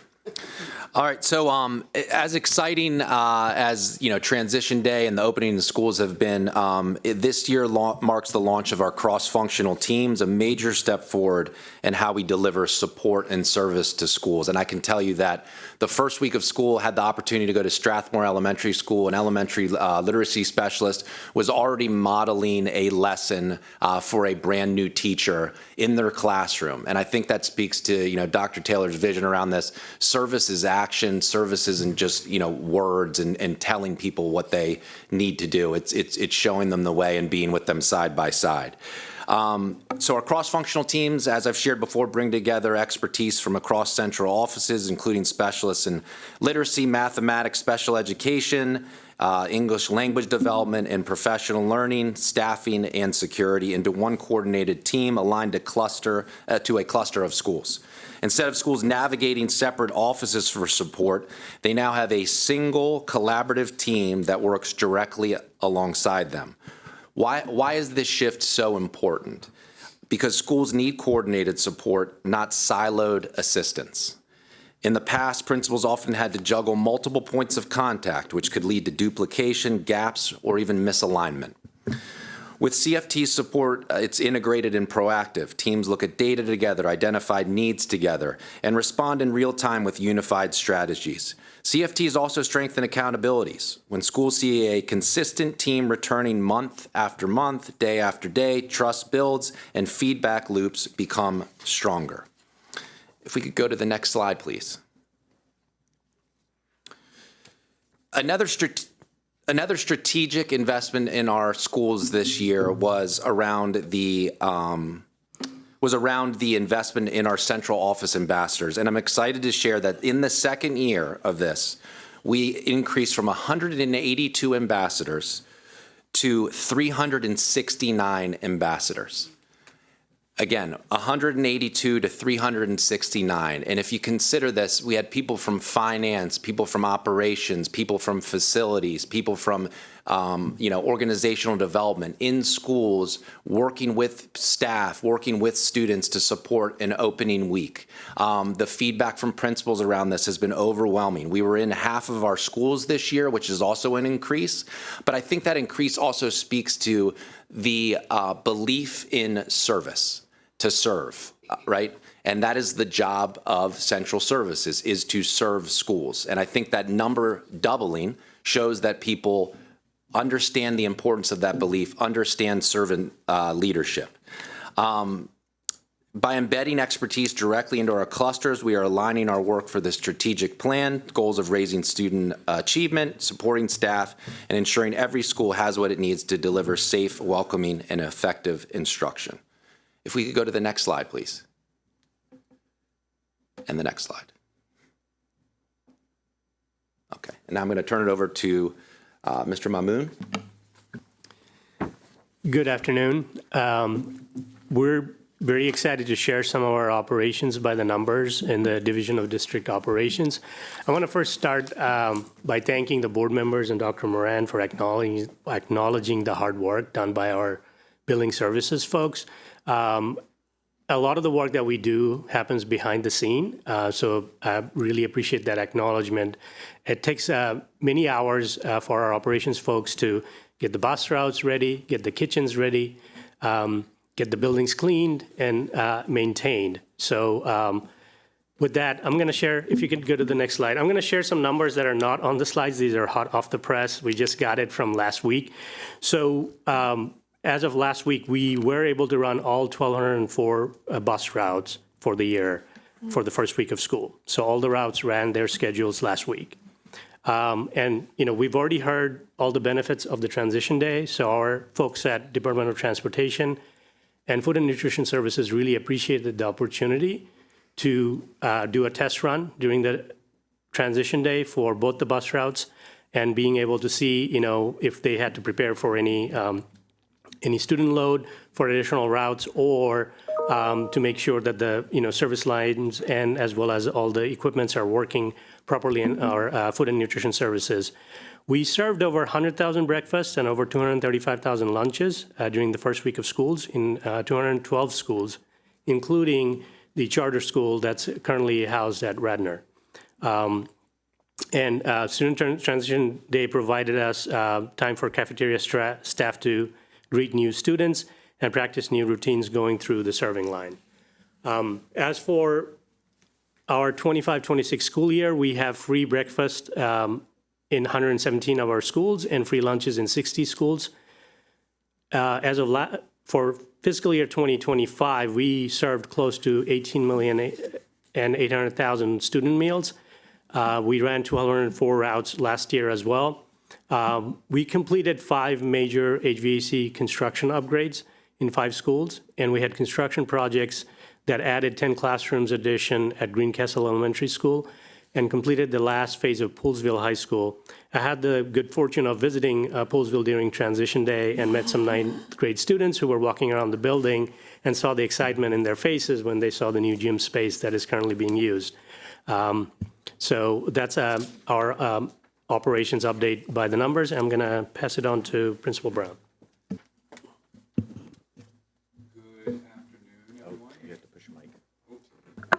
Good afternoon, everyone.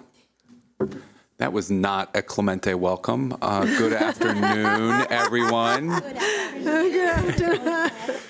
Thank you so much for the opportunity to be here. I want to start by thanking the board and Dr. Taylor for the opportunity to lead at Clemente. I entered my 11th year this year as the principal of Clemente, and I got to say there is something very special about the Germantown community, which has been recognized repeatedly over the years as the most diverse city in the nation. So thank you for the opportunity to lead there.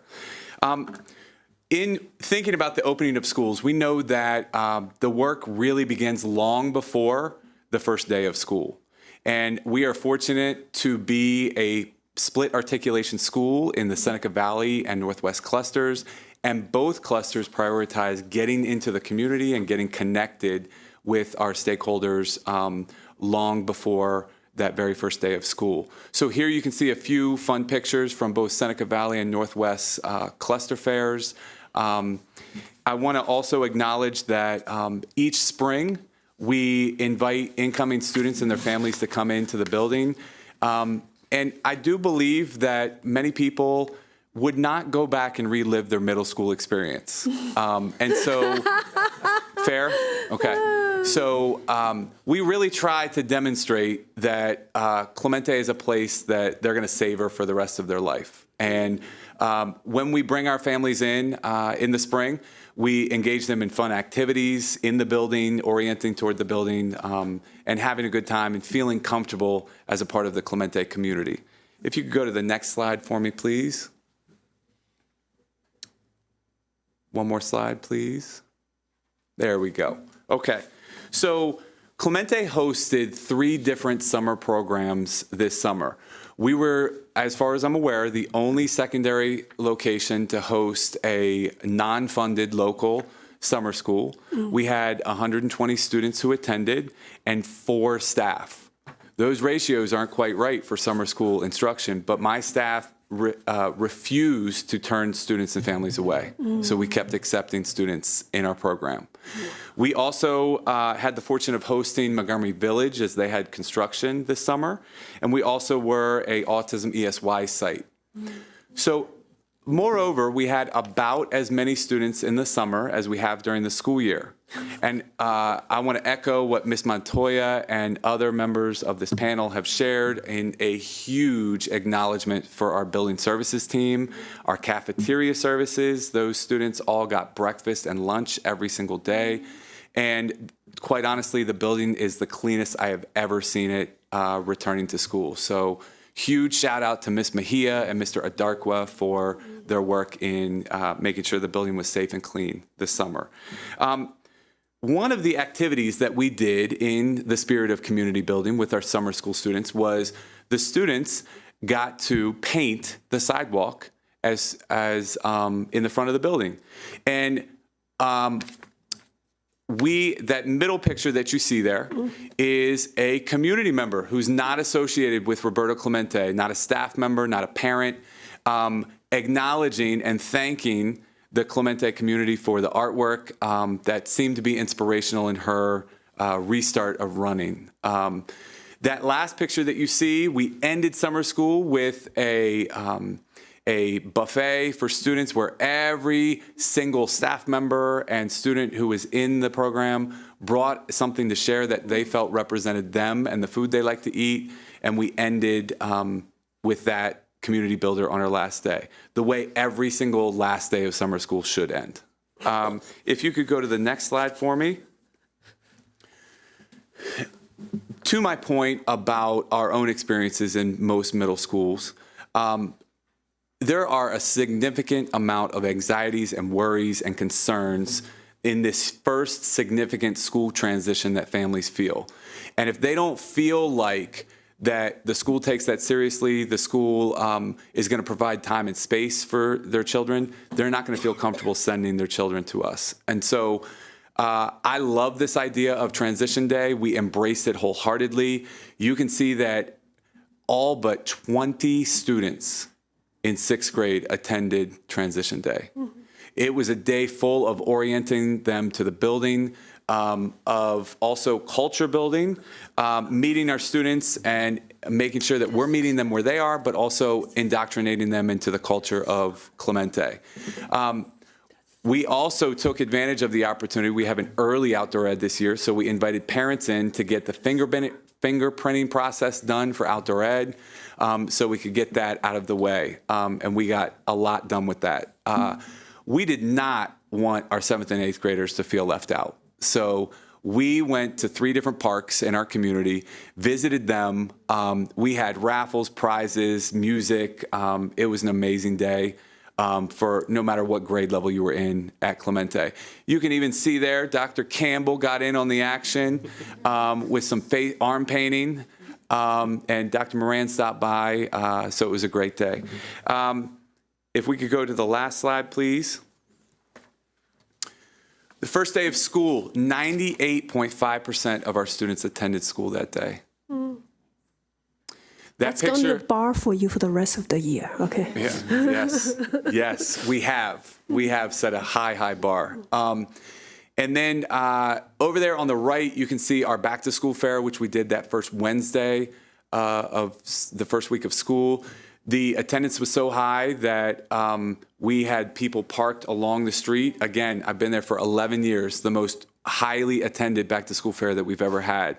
And you can see there, it's a little hard to see, but there are tables with lots of community partners, our PTSA, organizations that children can get involved in, after school programs, et cetera. And I hope that you have heard repeatedly in the brief time that I've had with you the importance of community that we have been and are continuing to build. If you don't feel a part of a community, you don't feel valued, you don't see your work contributing to you being better and the community being better. And the truth is that attendance is a choice. You get to decide if you're coming each day.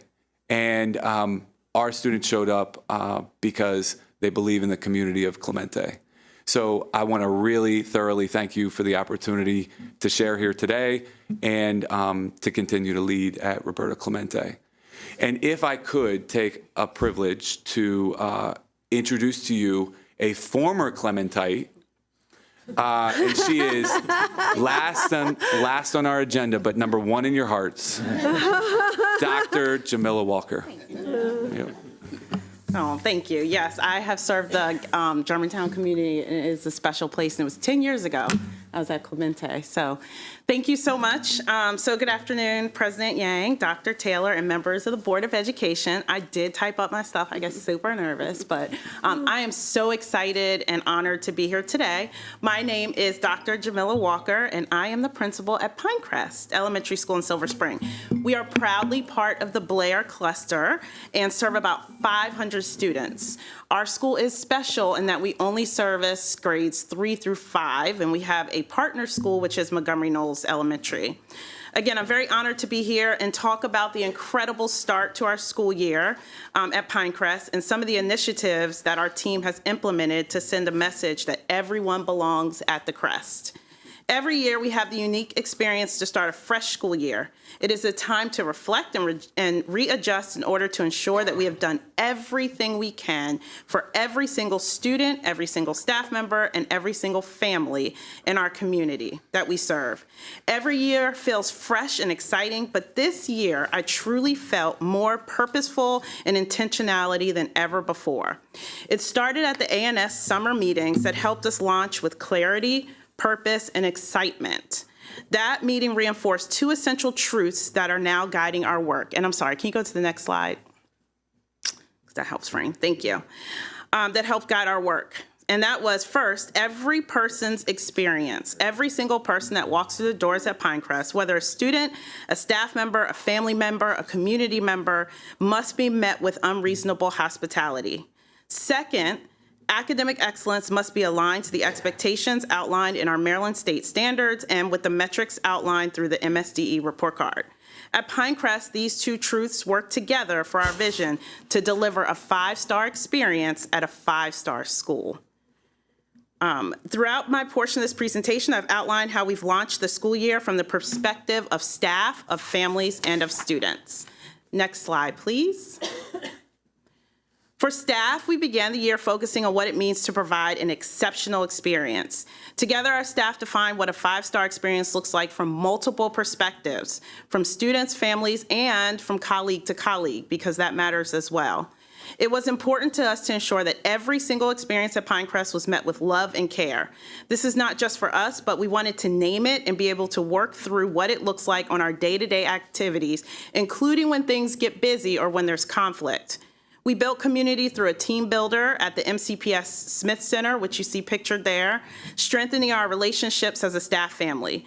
Just as important, we turned our attention to academic excellence with a laser-like focus on our Maryland standards and ensuring that we understand the rigor of the standard and how to ensure every single student is held to that regard. Staff unpacked the complexity of the MSDE standards, deeply analyzing what students are being asked to know and be able to do in order to ensure that every single child has equitable access to high-quality instruction. Next slide, please. Our students also felt the energy of an exceptional experience from the moment they returned. So each year, or if this is our third or second annual, we open with a block party. It's a joyful, welcoming experience featuring our mascot, Willow. We have music playing and the presence of community partners such as our MCPD partnership, the fire department, and other MCPS colleagues. And Dr. Moran got to come last year, and Thomas this year, and Thomas came last year, and it's just a fun experience. Pinecrest is a place of love and fun, and we really want to start the year with that feeling to welcome students back. We will continue this theme by implementing our re-envision back to school night into a true celebration, where we now have an annual back to school bash. Much like what Jeff shared, it's a time where we have a ton of community resources, including Montgomery College, local banks, to talk to families and caregivers. We have the Food Division Services come out and give samples. Blair High School Palms comes out and they do a routine for us. Our partners with Kids Co. has a moon bounce, popcorn, cotton candy. It's a really fun time for our students in our local community. All right, yeah. We also opened the year with Transition Day for students new to Pinecrest, giving them a warm welcome to their new school community. So unlike other schools, we only welcomed our third graders. So I think our numbers are a little bit lower just because they're third graders and, you know, parents, they're used to the schools. It's not kindergarten, it's not sixth grade, it's not ninth grade. But we got to welcome in our third graders, and we also have a Centers for Enriched Studies program, and we welcome in those families and students as well. 100% of our staff had the opportunity to greet our new Wolfpack members, and one staff member said that she loved the opportunity just to focus in on our new students and really give them a lot of love. And it did feel that way. On the academic side, our staff has taken on our data as a tool to ensure every student has what they need when they need it. In this vein, Pinecrest has implemented a new structure called our Chief Impact Officers, also known as our core team, who are charged with leading math, reading, and culture and climate, and they work aside ILT to ensure every single child is seen, supported, and challenged to reach their full potential. We've also strengthened our school-wide village time, which it came out in also with our curriculum with the WIN time you probably heard about, or FIT time, what I need time. In the same vein of being wolves, we call it our village time. And that just makes sure it's a dedicated block that at one time a day that ensures every child gets what they need academically, reinforcing the message that every student matters, and we're working towards our vision of a 5-star school. Next slide, please. So for our families, our opening also emphasized family engagement as part of the exceptional experience. We welcomed 25 new enrollments over the summer and anchored our communication in consistency, transparency, and of course in love. Families have joined us in joyful moments like the block party, where a group of caregivers and I have decided to conspire for a coordinated dance next year. So stay tuned for that. Families will also be engaged in our academic journey through clear communication about village time, student progress, and our overall monitoring systems. We are helping families understand the metrics and why the MSDE report card matters, what it measures, and how our daily work connects to student outcomes. In short, Pinecrest opened the school year with a clear and shared vision. We want to be a 5-star, we want you to have a 5-star experience at a 5-star school.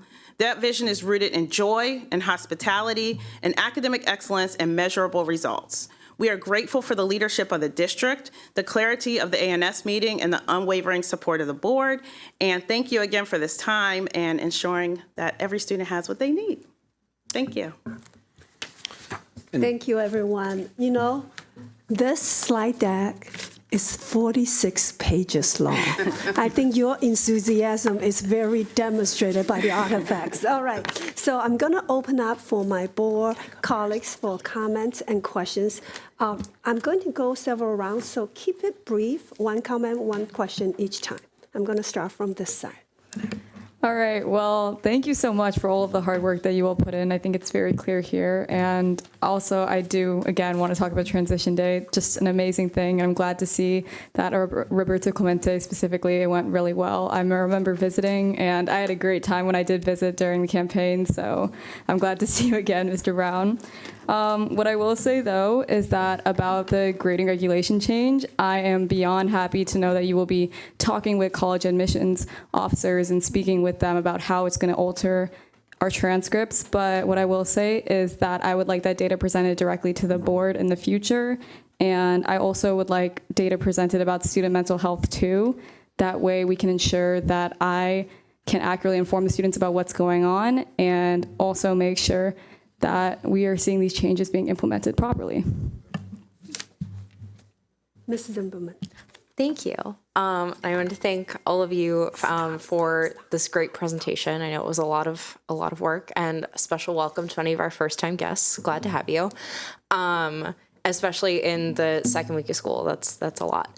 I also just wanted to make a specific note talking about like emergency in our standard protocol during unstructured times. I don't think I've ever been in a school when we've practiced anything during an unstructured time. I'm really glad to see that there's prioritization for that really essential safety element. Thank you.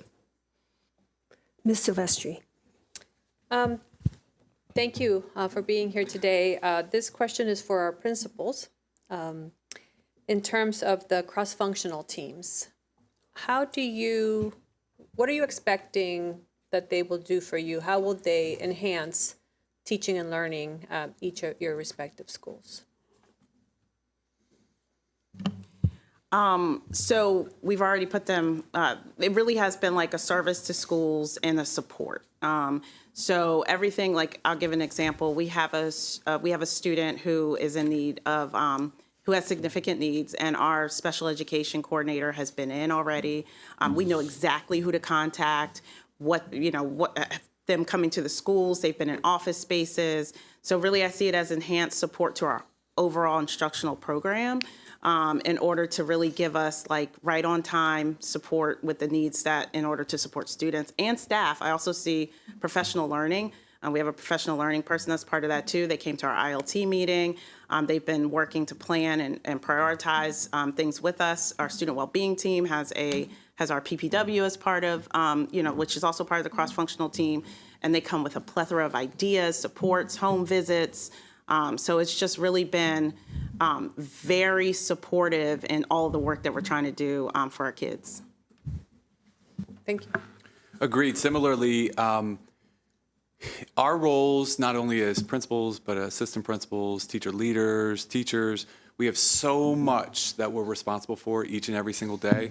And it has been amazing to partner with specialists who get to come in and consult with us about what they're seeing. Every single member of the cross-functional team at my school has visited the school, observed a portion of the either the leadership or the classroom instruction, and is poised and ready to support us with supporting our students and our staff. So we've had cross-functional teams before. What is different this time? Well, I have not seen cross-functional teams in this manner before. We have had 1 or 2 supports under each director that have supported, but this is a team of 7 to 9 people with very specialized foci. And so that, to me, is already different out of the box. Ms. Rivera. Just, Dr. Moran, just, you know, I think it's critical that we're checking in with the principals to see how well this is working for them and how it can even serve them better. So just my recommendation. Thank you. Ms. Rivera Alvin. Thank you all for that presentation. I truly appreciate there's a lot of changes. Just quickly, I think the phone policy is being, at least from the students that I spoke with, even at Northwest High School, I don't know if it was because it was 4:30 a.m., but they welcomed it. They said, remember, Rivera, this is a distraction in the classroom. A lot of us are addicted to this phone, and I think a lot of adults were addicted to our phones. So it's not an easy transition, but they were like, this is going to make a difference without distractions and be able to learn in the classroom. So I think, at least I know the students that I spoke with were very welcoming of that. I want to just say thank you to the principals, to all the principals, really. Getting ready, but Roberto Clemente has a special place in my heart. I can't, I want to thank Jeff because, it's one of the schools that I feel incredibly comfortable to just stopping by to say hello, to see how things are going, and I know that, the last couple of years have been a little bit bumpy with special education and support with some of the students in your school. And I just wanted to see how things are going, how has been improved. But also, I would like to clone him a little bit. A little bit.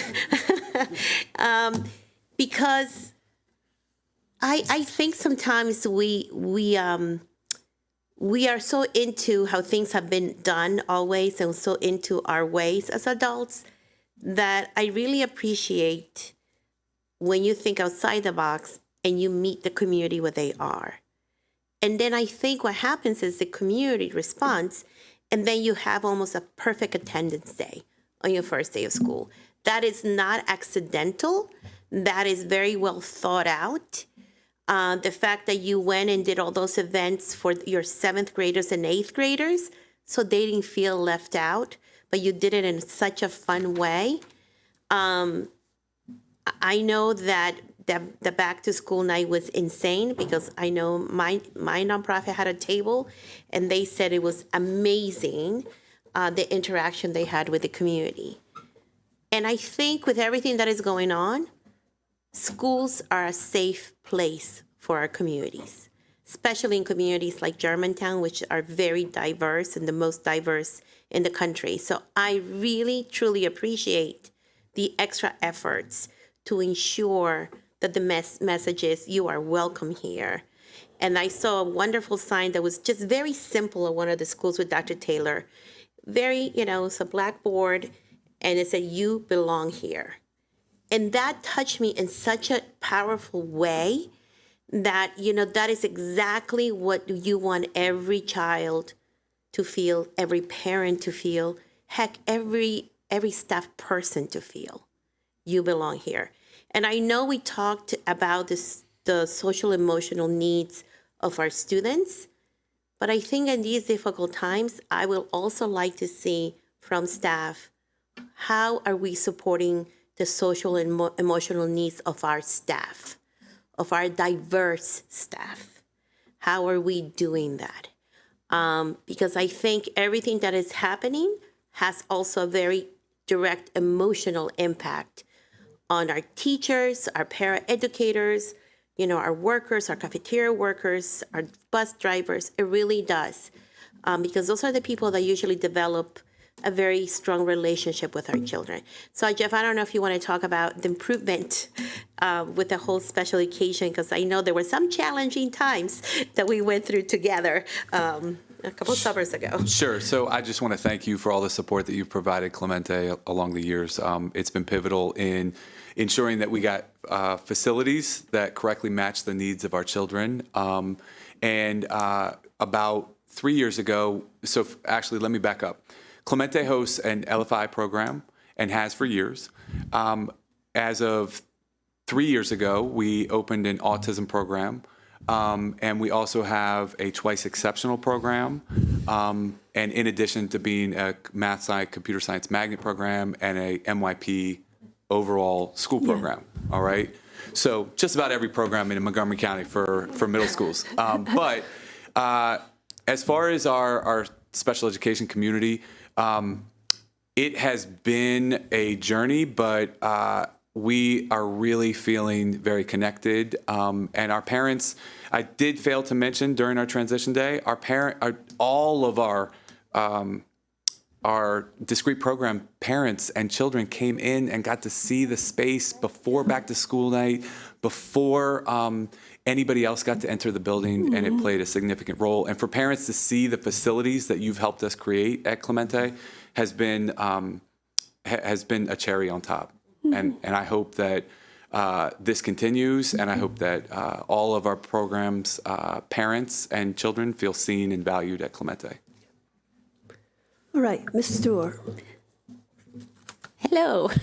I'm actually going to mention something that wasn't mentioned in the presentation, just because I've heard from some parents and actually our students about this, the electronic hall pass, because that's new to some students, and I didn't know. I was trying to understand how many schools are using it. It's still being piloted. Is it only at the high school level? And can you explain a little bit of how that is being implemented and what it means for students? And as a side note, if a student has like a 504, how is that also taken in consideration on getting a hall pass? So great question. It is not expanded to all schools, first off. It is being done at, so I'll utilize Richard Montgomery as one example, started it last year.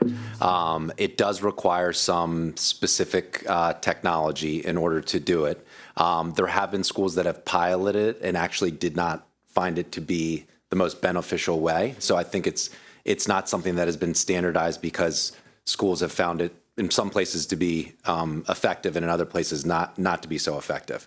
In regards to the 504 question, is Mrs. Stewart, is the question can you repeat that?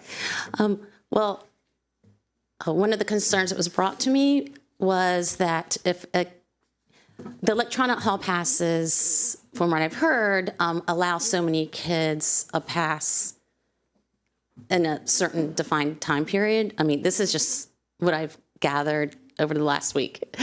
So maybe if you can correct me, that's fine.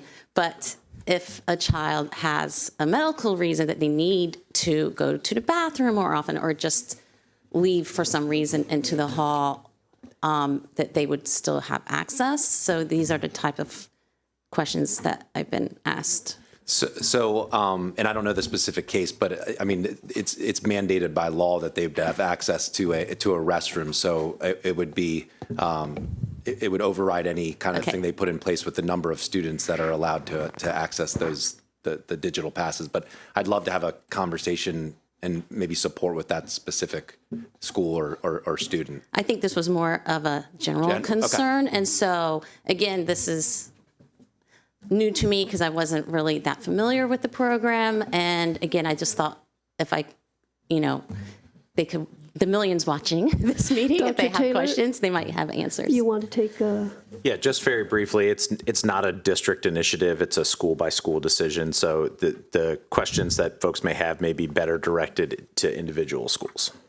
Okay, great, thank you. And I just want to thank you for the extensive presentation. I do have more questions, but I will wait. And I just really want to thank you, the two principals here, for sharing the amazing experiences. It's really giving me a lot of joy just hearing about all the new beginnings we're having here at MCPS. But I will wait for the next round. Thanks. Yeah.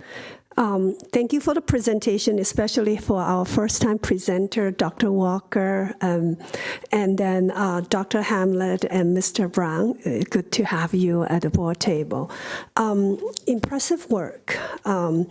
And my question will be centered around, this is a request for future, because I understand we do quarterly conversation, or we're doing safety conversation more often now. And in our next time, when we talk about safety or our approach to hate and bias incidents, because we mentioned the tiered system, I will want to understand the tier response. In what kind of protection or support do we provide to the victims in the tier system? That is for future discussion, if we can keep that. In the same category, safety and security, I would like to know a little bit more, but I think now is a perfect time for us to all know, for the substitute teacher, paraeducator, and contractors who are on our campus during an emergency situation, how have we communicated or trained them in our protocols? I would like to know a little bit more about that.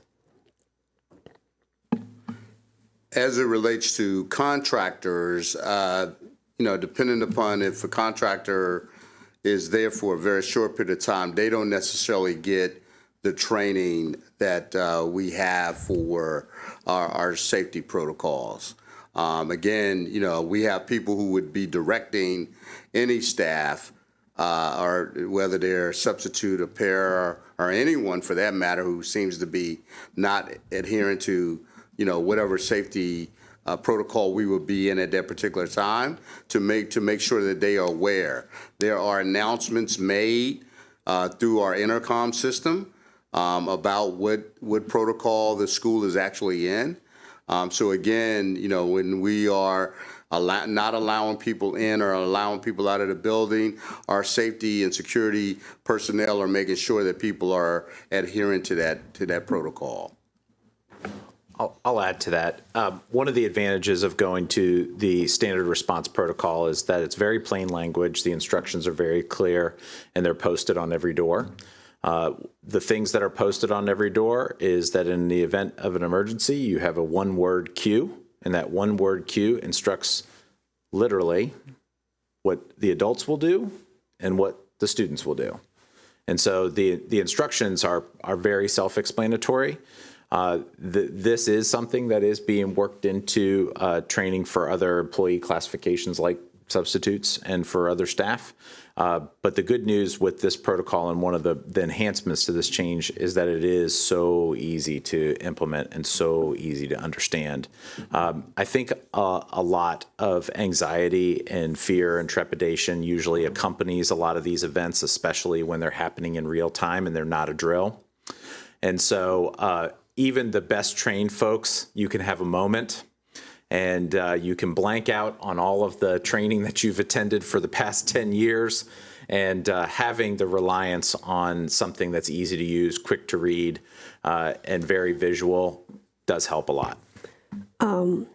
Thank you for that answer. I have seen these upgraded instruction pasted by the door in during the school visits. I do think they are very clear and easy to follow. Exactly to Dr. Taylor's point, in an emergency situation, right? It really, the adults in the room is where the students look for, look up to in these situations. So I would like to see that for our substitutes and parents, that we will provide these trainings for them so that they are better prepared in case of emergency. Even for any of us who have done this for so many years, it's still a challenge. We want to prepare them as best as we could. I'm going to go for the second round. I know that Ms. Ms. Yang, if I could just, as a point, I just want to note that the substitutes do get trained as part of when they are onboarded by Very good. Human Resources. So they are absolutely getting that information. Very good. Okay, all right. And paraeducators receive the same training that all staff do. So they would have received that training during pre-service as well. So all paraeducators are trained at the school level. So that we are clear, all our staff, including paras and substitute teachers, are trained in these protocols. Correct. Thank you. Very good. All right, Ms. Rivera-Owens. On the safety changes, I think that has been very welcome because before, when you were the chief of police,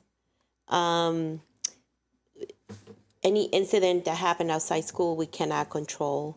But some incidents were immediately locked down at school, which interrupt your education, which is why I had asked, when we were going through the HVAC issues, when we had to close the school, there is a direct impact on the lack of learning that happens. There is interruption. There is makeup work. I mean, things like that. So the same thing was happening, I think, with some of these issues that we were having in the whole safety area. So the community understands a little better. There was an incident, you mentioned, I think somebody mentioned about, it was yesterday in Rockville High School. But I think it was clear. But when you have a child at a school, right, you want to know right away one thing: is my child safe? That's all you care about.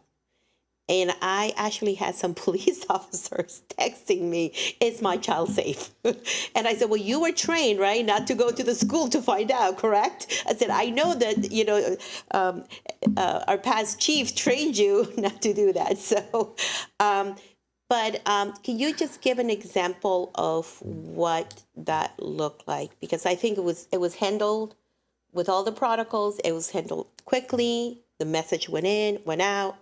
And I think people appreciate that, and I like those new norms. So can you just walk us through it? Our focus, and again, we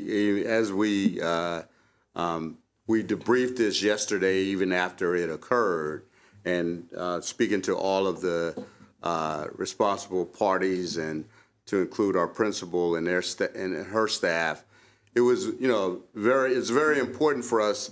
I think the key component out of that, understanding that, when we go into any certain status based on these 911 calls and responses, and we had a heavy police response, is to be able to focus on communication to parents.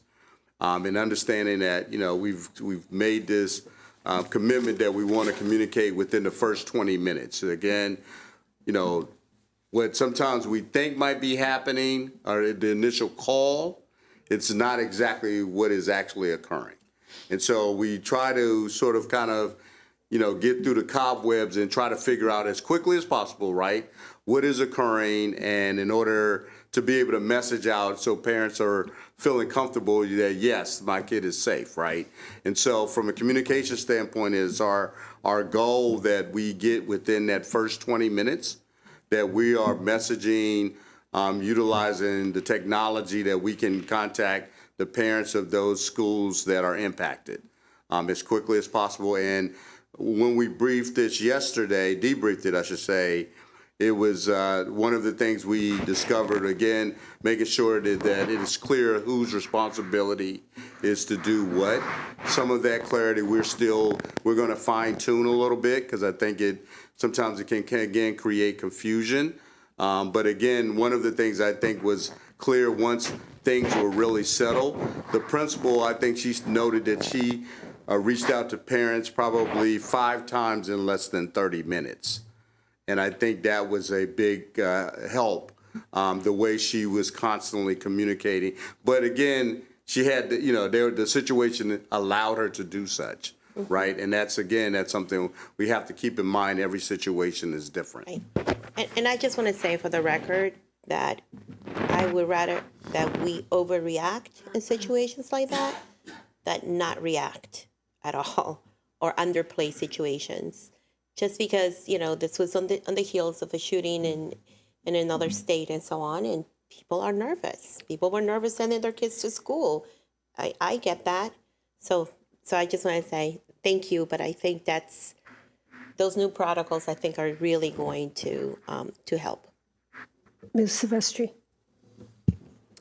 Continuing with security, how are we doing with filling vacancies for security personnel? So the school-based positions are managed by the principals. They are working with HR. I believe we've done, from what I've been told, that I don't have all of the data with me now. I can get that. But my understanding is that we've been doing pretty well in dealing with a lot of the vacancies that we currently have, the new positions. I know we're not 100%, but I think we're moving in a very, and I know I saw an eligible list of folks that HR is actually working to see if they can get them through the system to get them hired. So it's an ongoing process, but I think it's something we'll report back once we can really get our feet settled as to the positions that still need to be filled. Okay, thank you. So I'm sorry, how many positions are not filled? He doesn't have that. Oh, I'm sorry. Okay. Ms. Malou. Circling back to the PMD regulation change, I really appreciated the why slides on this presentation. I thought that it explained things very well. So I'm going to ask if right now you can explain why this regulation change was made for the PMD regulation change. Why that regulation change was made? Yeah. So that regulation change was made because there is been an overwhelming level of disruption that has resulted from personal mobile devices within classrooms, and it makes the teaching and learning environment much harder for students to navigate, and therefore we've removed that distraction from the teaching and learning environment. And speaking on that, do you know the differences between the schools that piloted the all-away day programs with the phones, or compared to schools that kept phones out during lunch and non-instructional times? Do I know the schools that did pilot the all the way? Yeah. Yes, yes, I know those schools. The differences between them, was there a clear difference that it was better at some schools that piloted that? That piloted the away all day versus the partial model we have right now. So the partial model we have right now, I wouldn't be able to compare the two because it's only been implemented for a week at the high school level. The away all day at the middle school level, I will say, has been well received as being the standard model for all middle schools to adopt based off of those pilot schools. Okay, so in the future, I would love to inform students about the reasoning behind why, because in comparison to Ms. Rivera Oven's experiences with students, they are very angered, I will say, with the change in the regulation. So I think hearing that why might help in their understanding about why this actually happened. Okay, that's good. That's good feedback. Thank you. Ms. Stewart. So first, I want to say that I was able to observe a couple things in schools during my visits. One was a shelter event over at Blair, and it was run amazingly. Well, it was really good. And I also I was able to see the cross-functional teams in action, and that seemed to be working well. I was curious about the ambassador program because I've actually, I'm not as familiar with the program. I am familiar with one SEIU does, but I'm guessing this is a different program. So could you just quickly overview what the ambassador program is? Because it sounds like you've really increased the numbers almost by twofold. Yep. So the ambassador program is central services staff who schools sign up. So we don't, of course, want to force schools if they don't feel like they need the support. So we had 122 schools sign up this year, and they sign up for specialized areas of need. And then staff members sign up to support that school during different times of the day, or it could be with enrollment, it could be with safety and security, it could be with lunch recess, it could be within classrooms. So we deploy out those staff to those particular schools. They spend the entire week there and really get to become, part of that school community. And I think one of the things that is beneficial about that is it also sets us up for if a school should need a deployment of support and service to their school at any time during the school year, we have something we can stand up immediately to put ambassadors in school, whether it's in, December and let's say there's a high sub number at that particular school. So it's also an infrastructure that can be utilized throughout the school year. That sounds amazing. I would love to see if we could somehow quantify the benefit in that program, because it would just, there's 122 schools signed up, right? So maybe there's something we just want to implement or try to implement to more schools, or target certain schools. I don't know. So if anything, any follow-up on that program would be great, because it sounds wonderful. And my last question, can I do a last question now?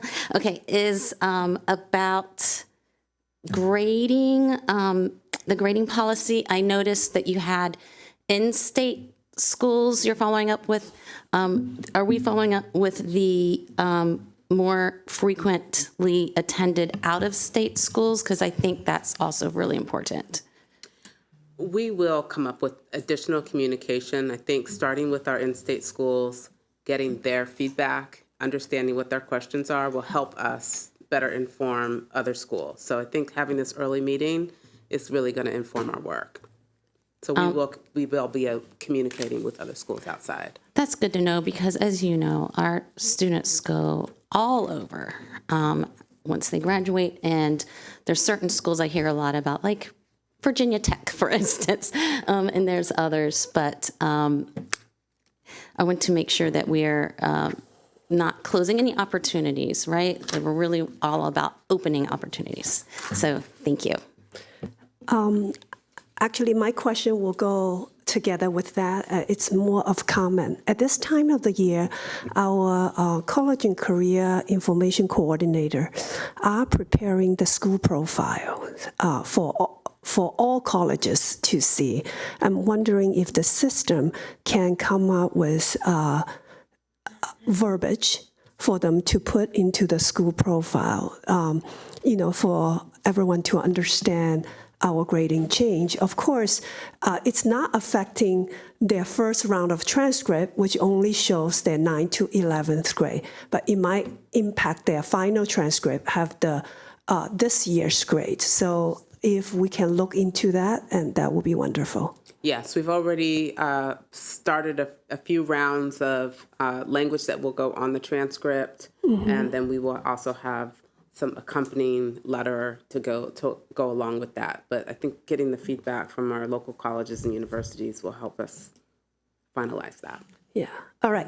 So thank you, everyone, for this very detailed conversation, and congratulations on a great opening of the schools. Thank you so much, everyone. Right. Dr. Taylor, we're going to transition to our next item, which is fiscal year 2026 program evaluation plan. I think this is a standing item that comes to the board every year. I see Dr. Edison is approaching the table, and and please proceed. This is always a topic of great interest to the board, as it helps to drive decision-making when we come around with budget times as well as program planning. Each year, we take a close look at how our programs are performing, not just to report out, but to truly understand their impact to students and how our investments are being used. This year's evaluation agenda is aligned closely with the board's priorities and our 2025-2026 Future Ready strategic plan, ensuring that we will study directly supports our goals for academic excellence, equity, and preparing every student to thrive. Evaluations help us answer key questions: what is working, for whom, and under what conditions? These evaluations allow us to make informed decisions about whether programs should continue as they are, be scaled up, adjusted, or even phased out. These studies also help us to ensure that we are making sound fiscal decisions, using data to optimize the return on our investments for the benefit of all students. Today, Dr. Keisha Addison will walk us through the proposed FY26 program evaluation plan, including how our programs were identified and how this work drives continuous improvement across our districts.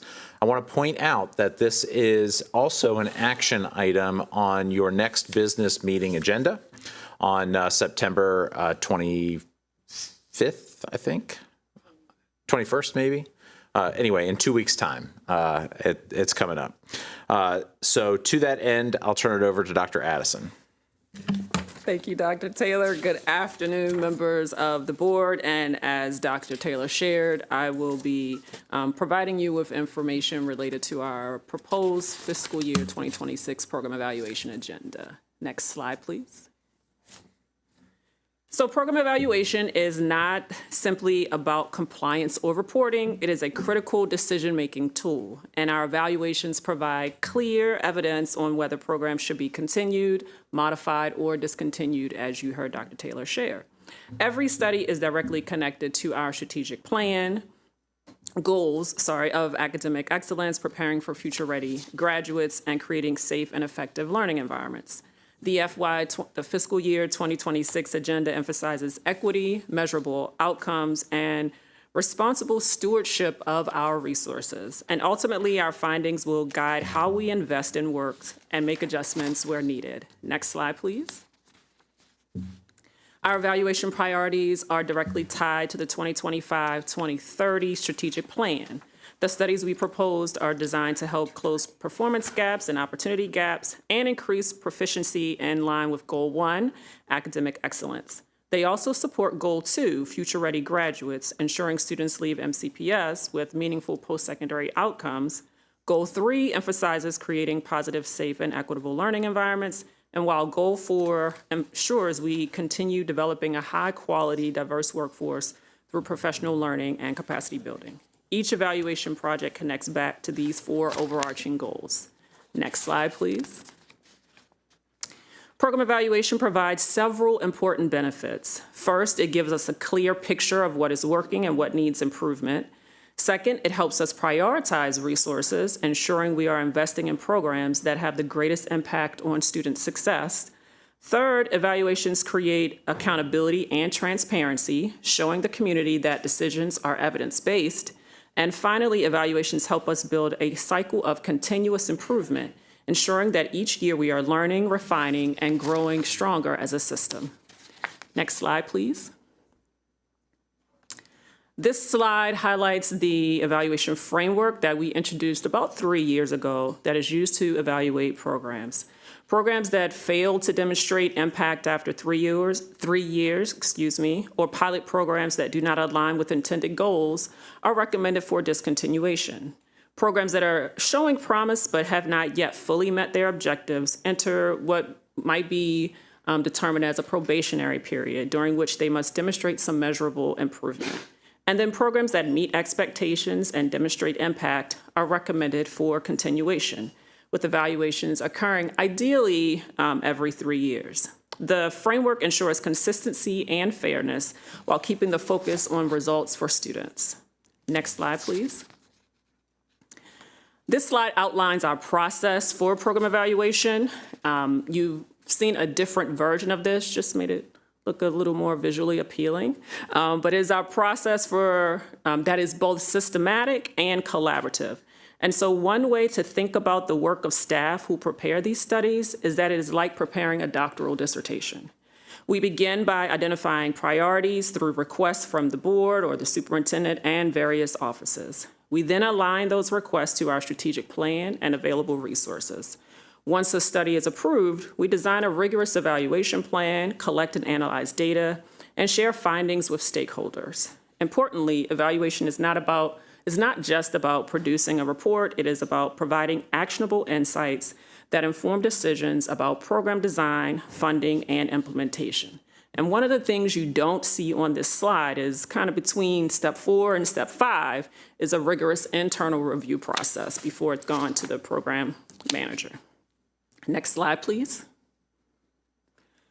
For fiscal year 2026, we are proposing a set of evaluations that balance continuity with new areas of study. Projects include achievement-focused extracurricular programs, early childhood programming, career and technical education pathways for students with IEPs, Saturday school, primary talent development, among others that you see on the screen. These studies cover both process and outcome evaluations, ensuring we look not only at implementation, but also at impact. Several of these were requested last year, and we are carrying them forward into this fiscal year. Next slide, please. Not every requested study moves forward. In fiscal year 2025, some evaluations were canceled due to changes either in partnership, redundancy with recent studies, or shifts in district priorities. For example, the Strathmore Partnership evaluation was no longer requested, and equal opportunity schools had already been evaluated during the 2020-2021 school year. At the same time, we added new evaluations, such as the Early Literacy Prediction Model, which aligns with state policy. This shows how our process is responsive and adaptive, and we must balance requests, ongoing studies, and the capacity to complete them with fidelity. Next slide, please. In fiscal year 2024, several evaluation studies were completed, including literacy and math curriculum studies, two-way immersion, and restorative justice specialist. Other studies were postponed or canceled at the request of offices. These completed studies gave us important insights into curricular implementation, instructional supports, and student services. As with every year, these findings directly inform program adjustments and decisions, ensuring that the resources are directed toward efforts and measurable impact. Next slide, please. For fiscal year 2025, we had a mix of completed and ongoing studies, and many are still in progress of being completed. As a reminder, the work in preparing these studies is equivalent to completing a doctoral dissertation, and that takes time. And specialists are assigned at a minimum 2 topics. So imagine working on 2 dissertations at the same time. Also, note this school year, we had a number of vacancies in shared accountability that impacted the timing of our work. And we also keep in mind in terms of what the data collection efforts might be. So for example, for the illustrative mathematics curriculum, staff engaged in over 100 classroom observations. So completed evaluations included the innovative school calendar at Arcola Elementary, the study sync curriculum, and regulation COGRA on personal mobile devices. Ongoing evaluations include mathematics curricula, immersion programs, students with limited or interrupted formal education, or SLIFE, special education, and graduation requirements. Some studies were postponed to allow alignment with other major initiatives, such as the boundary study. And again, this demonstrates our disciplined approach, focusing on feasibility, alignment, and impact. Next slide, please. To close, I want to return to our central message. Program evaluation is a decision-making tool. It helps us to determine which programs should continue, which need adjustment, and which should be discontinued. The fiscal year 2026 evaluation agenda is aligned with our strategic priorities, focused on equity, and designed to maximize the impact on our investments. At this time, I'm going to turn it over to you, Ms. Yang, and the board for a discussion. Thank you. First, before I turn to my colleagues for comments and questions, I know we do this every year, and then it's actually an action item that we raise our hand to approve what's being evaluated this year, and which is a tool that helps us do our job. We take this very seriously, and I also know you do too. Now, here is a process question. If we raise a hand to approve a schedule or projects, and can they just be canceled by the requesting department? And how does that work? So I will share, this is a relatively new process for us as a board in terms of this public conversation around approval of the program evaluation agenda. We are in our third year of this being a public discussion and conversation that we present a resolution that is approved by the board. In some instances, for example, and one really good example of one that was canceled, let's see what slide it is. Summer school? Summer school and tutoring, both of those financial implications, and they were not implemented as. I circled them. Right, so they were not implemented as intended, and so there was nothing that the staff could evaluate. And so that's one of the reasons that led to the cancellation of those. We also, academic opportunity specialists, that did not move forward as something that was implemented, and so that was something that would not have been able to be evaluated at the time. So I understand then you have a reason to cancel this project, but for process sake, moving forward, for anything that we raise our hand to approve, if there are changes to be made, that should be brought to the board. Okay, so yes. But I also have a question about the ones that are being in review. They're being in the process of being reviewed. Like, there. So you're saying that there's a timeline, but that. Yeah, which is not clear to me. And you see them on the second page, and there are a lot of them are the math curriculum, K through A, all those in progress. Yes. So we don't know what the outcome is yet. As a board, no, you do not yet know. Do you know? Well, so one of the things I mentioned when you saw the slide of the various steps in the process, I have seen them in terms of our internal review and drafts and making recommendations and revisions. And also part of our process is while it's in the draft phase, we provide to the requesting office, the chief and the program manager, for them to review and provide responses to the recommendations.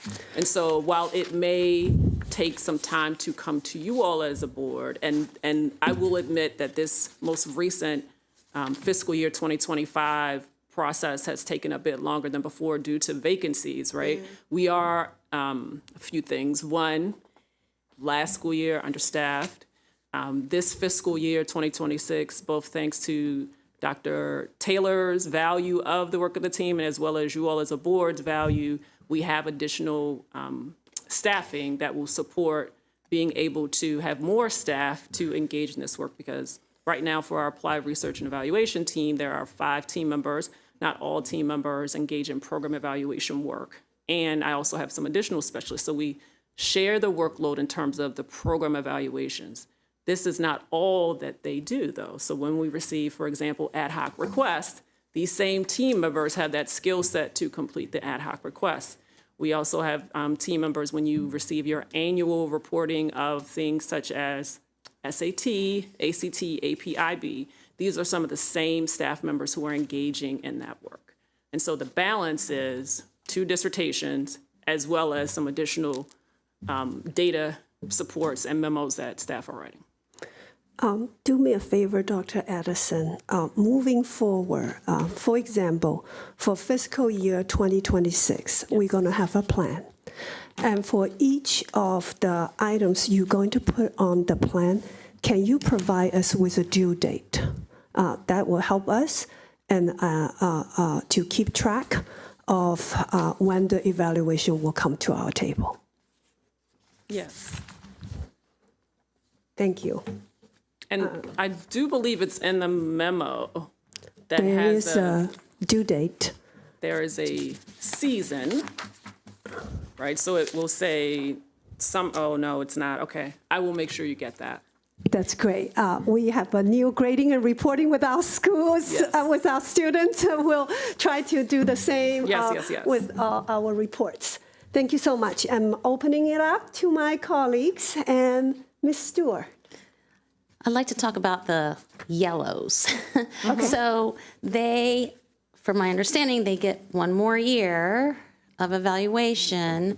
So we will see all the yellows next year. It's not just going to drop off, right? So we'll see, and then it'll either be green or red because it specifically says one more year. I just want to understand the expectations behind those yellows. Sure. So our process in the yellow does not necessarily mean that staff and shared accountability were engaged in a full program evaluation study of that topic again. Part of what we introduced a few years ago was to work with the program staff to engage in data monitoring to support them and looking at the data that, based on the recommendations that were identified, that would lead to a decision of whether or not there's a need to continue or discontinue. I will admit this is an opportunity we have to continue to kind of shore up what that looks like and more consistency around this. Because when I see completed and then yellow, yeah, it's just not totally clear what happens in the future. So any more clarity on that would be appreciated.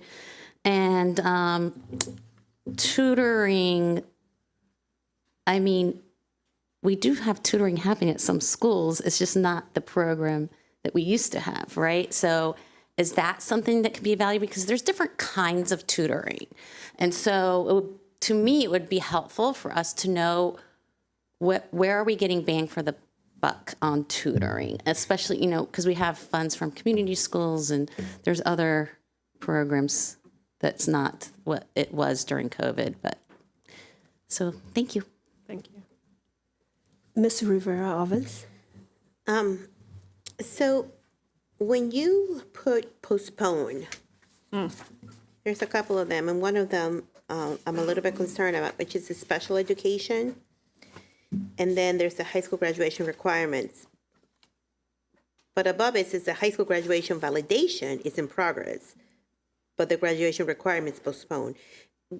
Why is it the reason why we're postponing it? Can you enlighten me? So one reason is staffing, just in terms of capacity of staff to engage in that. The other piece is recognizing, so for special education, we have a study that was requested this year that we can build into what the request was from last year. So last year was more of a descriptive study in terms of kind of all that's happening in special education, and we just did not have the staffing to continue that, so we postponed it to this year, and we can combine with the recent request that came from Dr. Cage and her team. Okay. And the same thing for the graduation requirements? High school graduation requirements, just an opportunity, again, from a staffing lens to have more time and have staff, because, again, each staff person had 2 studies that they were working on. Dr. Addison, what I'm hearing, a very common thing here is, how big is your staffing? Let's ask you that. So again, the program, applied research and the program evaluation team, there are 6 staff total, 3 staff members. That's just that team. Okay. 3 staff members the majority of their work is program evaluation studies. They each get 2. The other 3 staff members work on the applied research half. They do also support research studies, but it's not always a program evaluation study that includes implementation processes, which is going out and engaging in observations. So on the list, for example, for fiscal year 2025, on that same page you were on, the English 10 AP seminar was an outcome study. So there was not a need to go out and engage in data collection per se. It's secondary data analysis from a geeky researcher speak. So we look at the data we already have and do some analysis. And so they do some of that work, but they are also trained to do both.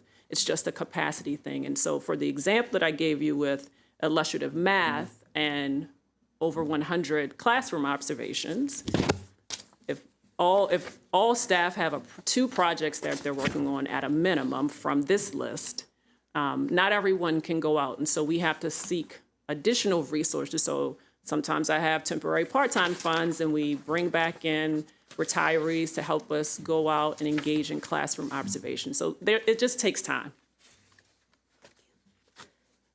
Ms. Silvestri. I have a lot of questions, but I'll start with this one. For the FY26 recommended program evaluation projects, there are, how many? 8? Yes. Or are there more on the back? There are 8.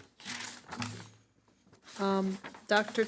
Taylor, could you talk a little bit about why these 8 are our priority for this year?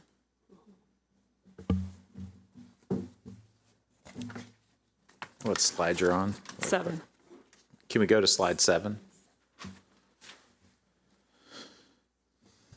Okay, so some of these are carryovers from the previous year, and then some of these are also program evaluation requests from other offices, and they are things that are tagged in your strategic plan. So it's kind of like a mix of a handful of things. So some of the things, for example, achievement-focused extracurricular programs, we're very interested in that. And it is tied to your strategic plan in terms of levers that help to leverage academic achievement.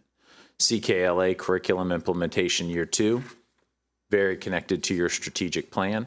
Something that I know has been a request from teaching and learning for a while, and certainly something we haven't spent an awful lot of time talking about, and it's kind of fallen by the wayside a little bit because we've been focused a lot on math and literacy, is science. So getting a look at our science core curriculum, and we had a breakout year for science performance this past year. We'd love to have a conversation about why that was, for sure.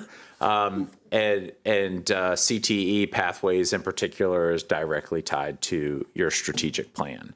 As far as some of the other ones, I might rely on Dr. Addison to illuminate some of the departmental requests, but this is yours. If the board has other priorities, this is really an opportunity for the board to say, we'd rather you do this than that, because you are the ones that have to make the financial investment in terms of the things that make a big difference.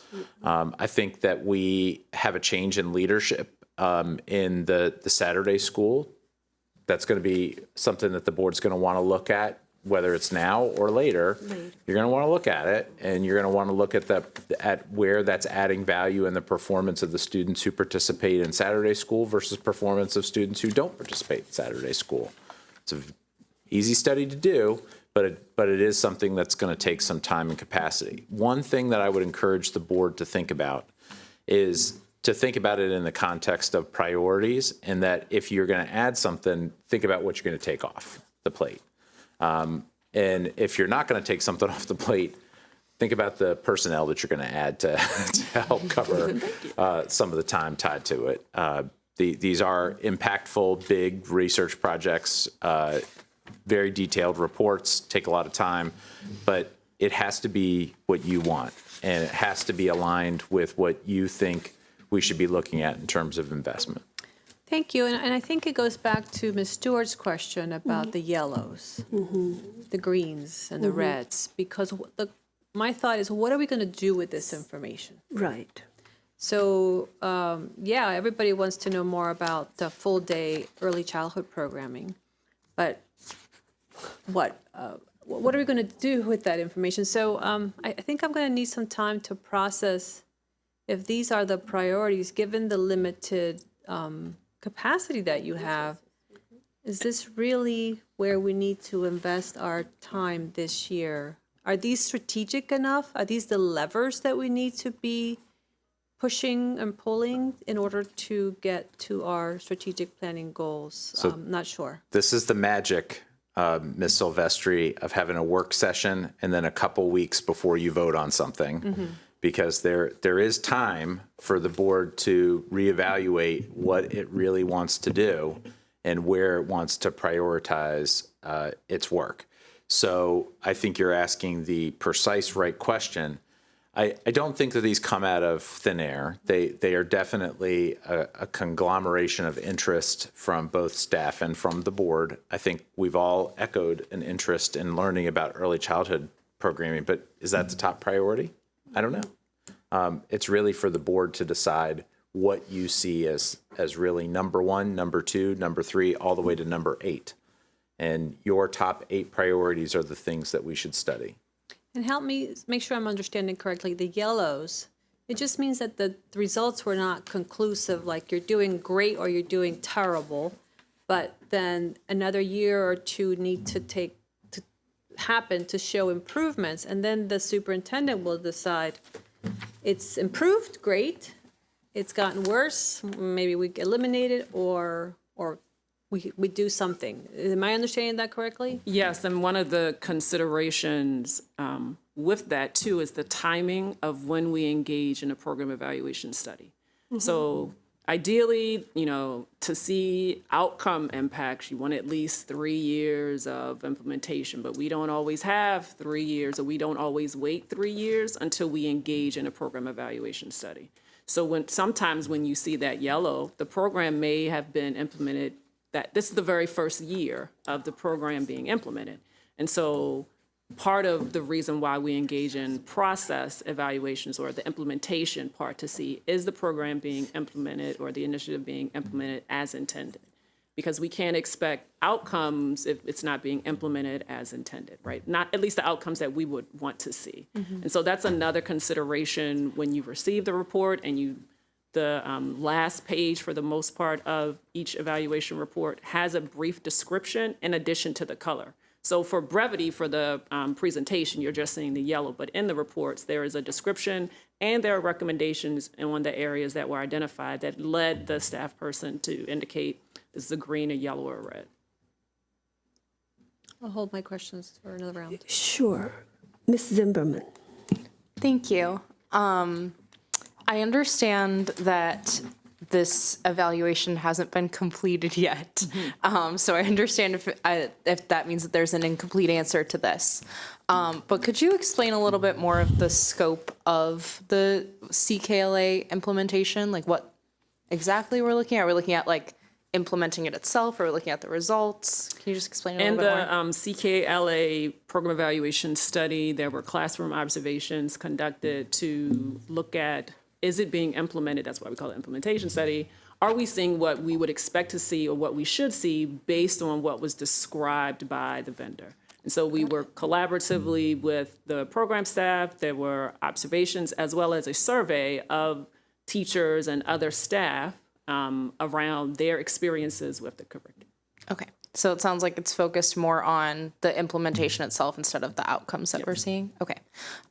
Then kind of a follow-up to that, it sounds like any kind of like intervention or like win time or anything like that does not follow under that scope. There might be, and trust I've read a lot of these recently, there may be some items within the survey that asks staff around their experiences implementing win time, as a part of the implementation of the curriculum. Okay, thank you. You're welcome.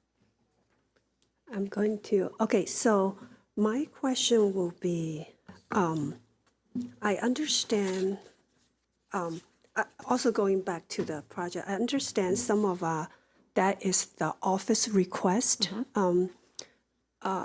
So I want to understand the process, how these are developed.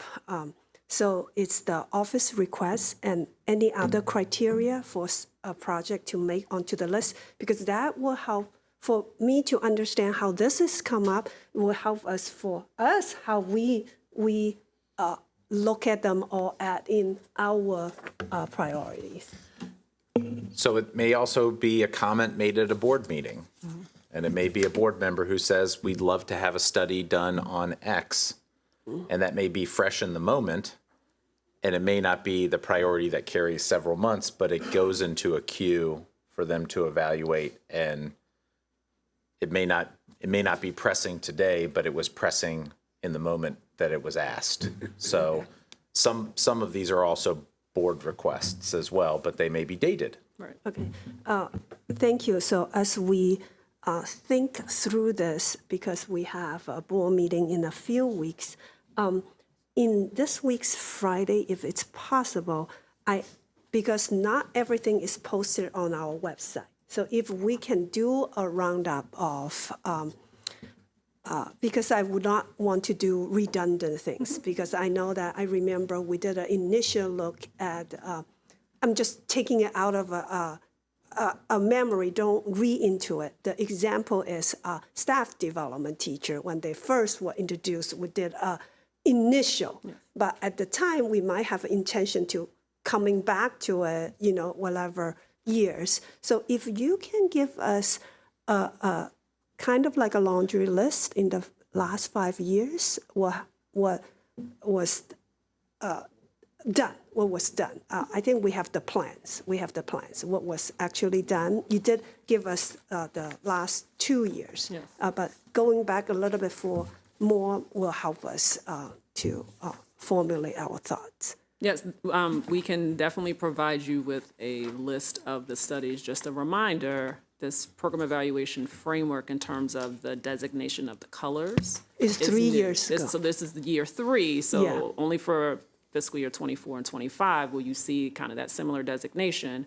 Mm-hmm. But I will be able to share with you kind of what we've done for the past 5 years. Okay, and for another just process questions, that for whatever we have done, they're all posted on the Yes. website. Okay, thank you. Any other questions? Ms. Stewart? I would also like to see some dollars associated with these programs, because part of our job is where to spend the money and where it's really impactful, right? So I think that helps as we move through. And for instance, I mean, we're always going to need a literacy curriculum, right? So, but there's some of these 10 million other, a year. there's other choices that we might have to make at some point, and so that would help inform us to have dollars. And how many kids it's serving, so the cost and how many it's serving. And also probably a breakdown of demographics. I know this sounds like a lot of work, but hopefully some of this information is already, you can get pretty easily, hopefully. And then the other, and Dr. Taylor mentioned from the board, well, I mentioned tutoring, because I do believe we still have some tutoring. And so that's something, and I do see we have these 8 priorities. So as we work through this until the next board meeting, I just kind of want to put that as my own interest, not my own interest. I mean, it's the interest of our school, right? Of our school system. So if I could, particularly for your requests related to dollars and who's being served, as part of our program evaluation studies for this fiscal year 2025, having a page that highlights the financial aspect is what you will see. Yeah. And you probably have seen for some of the ones that were completed in fiscal year 2025, there is a page that highlights that information around the financial aspect. For programs or initiatives that serve students, that is a standard aspect that you will also see in the program evaluation report.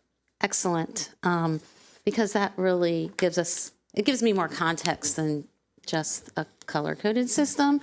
And again, I do appreciate the work you put into this, and I'm ready to learn more, so can't wait to dig into this week. Thank you. Ms. Rivera-Ovens? Thank you, Dr. Addison. So following on or building on what my colleague to my left, board member Sylvester, said about, okay, so then what? Okay, so we know, so I'm looking at the greens, okay? So just for the sake of an example, math coaches. So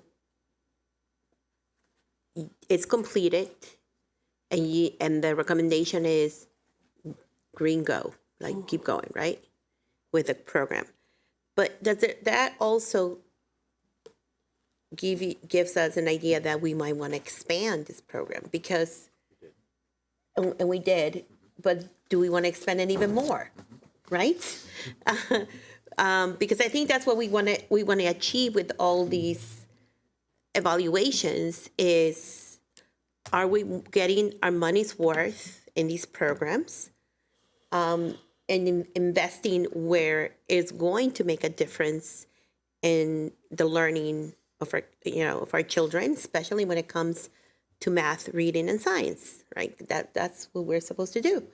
So when you are making those recommendations, then is that going to be part of it, that you recommend that this program grows even more? So, and it could be a recommendation. And one of the things I want to highlight is, while again, you see just the color here in the full comprehensive report, although a program or initiative may receive a green, which means continue the program, there still may be recommendations of opportunities to improve in different areas, but it's still showing promise and doing what it's intended to do. And so as part of the recommendations, there may be, I'll say this, we tend not to make a recommendation that has a financial implication because we recognize the impact of the financial implication. However, we can definitely move into that area, but based on what you read, right, we will look to you all as a board to decide, based on what we're seeing here, we should expand this program. Right. And I think as a board member, I appreciate that because we're a part-time board, so we cannot look at every little nitty-gritty detail of every report. And that's why we have you, who really, a lot more than I do. You know, to share your information. No, just kidding. But I just want to make sure that when you bring us that information, right, that we can make informed decisions and whether we're going to say, okay, math coaches is working, and we probably want to expand it not just to middle schools, but we might want to expand it to some of the high schools, even more, who are struggling with math and the achievement of math. And some of our elementary schools, that has an implication of money, right? And I just want to make sure that is not, because it has an implication of money, that we don't go down that route, even though it might be in the best interest of our students to go down that route, and say, yes, this will be more costly, but it's working. Here are the results, and this is how it's being effective. And this is something that we might want to consider. And I think the superintendent will probably say that to us anyway. This is definitely a winner. This is working. We're getting a lot for a buck. Let's expand this even more because we're seeing results. Now, the yellows kind of concern me because there's some yellows on here that these programs have been around for at least, like the Two Immersion program has been around for a long time. But I guess it never got evaluated the way it's supposed to be till now? Is that why? No, it had been evaluated before. Okay. I would have to. Okay, so maybe this is before my time or Yes, it Mrs. may Yan's have been. time. So it has 5 or plus years. The two-way immersion program has 5 and plus years in our school system already, right? So I think this is a topic for another day. We need to decide when it's a yellow. What next? What's next? Yes. This program has 5 plus years and evaluated multiple times. Yes. It's still a yellow. What next? I think this is a question for Dr. Taylor and the board to consider. Thank you. And if I could go back to one thing that Ms. Rivera-Oven said and modify what I shared around the financial implication and recommendations. You will not see a recommendation that blanketly says, expand this program. But our language will say, explore the opportunity to expand the program or, engage in a fiscal study around the expansion of this program. So there will be language, but again, we take into consideration financial implications Correct. around what we recommend. Thank you. Ms. Silvestri. Yeah, I think that I happen to know the dual language evaluation because I've been monitoring it. And if I remember correctly, it was not implemented consistently across the system. Yeah. And hence, you're not going to have clear outcomes. And so that seems to be a pattern that maybe even gets evaluations pulled. If we're not implementing it to fidelity, We can't. let me tell you, before you do the evaluation, you're not going to have good outcomes. So Then why the you don't job do it? of the superintendent now is to get that implemented consistently to see if we get better outcomes Yeah. and turn that yellow into a green. Yeah. Yeah. I do want to do a plug for Fiscal Management Committee on September 17th, 5:30 p.m. We will have Dr. Addison back to look at the FY24 evaluations and have a discussion on return on investment in education, so that we could go deeper into the work that has just been published by her office and understand some of the fiscal impacts. Where are we getting return on investment in education and where we need to dig deeper. I am concerned that it took so long for FY24 evaluations to come out, and that's a problem because we're not getting the information that we need to make informed decisions as this board. So besides staff capacity, what are the roadblocks that are preventing you from publishing those evaluations sooner? No, you raise a valid point, and as shared accountability, definitely being accountable for the timing of this. There were, in addition to staffing capacity issues, the transition kind of caught us in terms of internally and just moving things forward. There were just some things sitting, right, and didn't realize they were sitting. And so as you'll notice for the reports that recently came to you for fiscal year 2024, you'll notice the month and year, right? Like some said January, some said February. It's kind of like, did these ever get to the board? And so once we realized they didn't, just moving them forward, we have a pretty strong tracking system that will definitely make sure that we are more actively monitoring as an office and as a team to make sure that it does not kind of get stuck in this unknown abyss that we didn't recognize and realize they had not yet gotten to you all. Thank you. Right. Appreciate this conversation very much. It looks like we have some more work to do, conversations to have. Ms. Stewart, do you have a last comment? Last comment, I really look forward to our next fiscal management committee I know, meeting. right? The ROI, that is the three letters we have to remember. Okay, all right. So let's transition to, we actually have a recess schedule. So, wow, this is wonderful. So 10 minutes, colleagues, would that be all right? Okay, so then we'll return at 3:20. Thank you, everybody.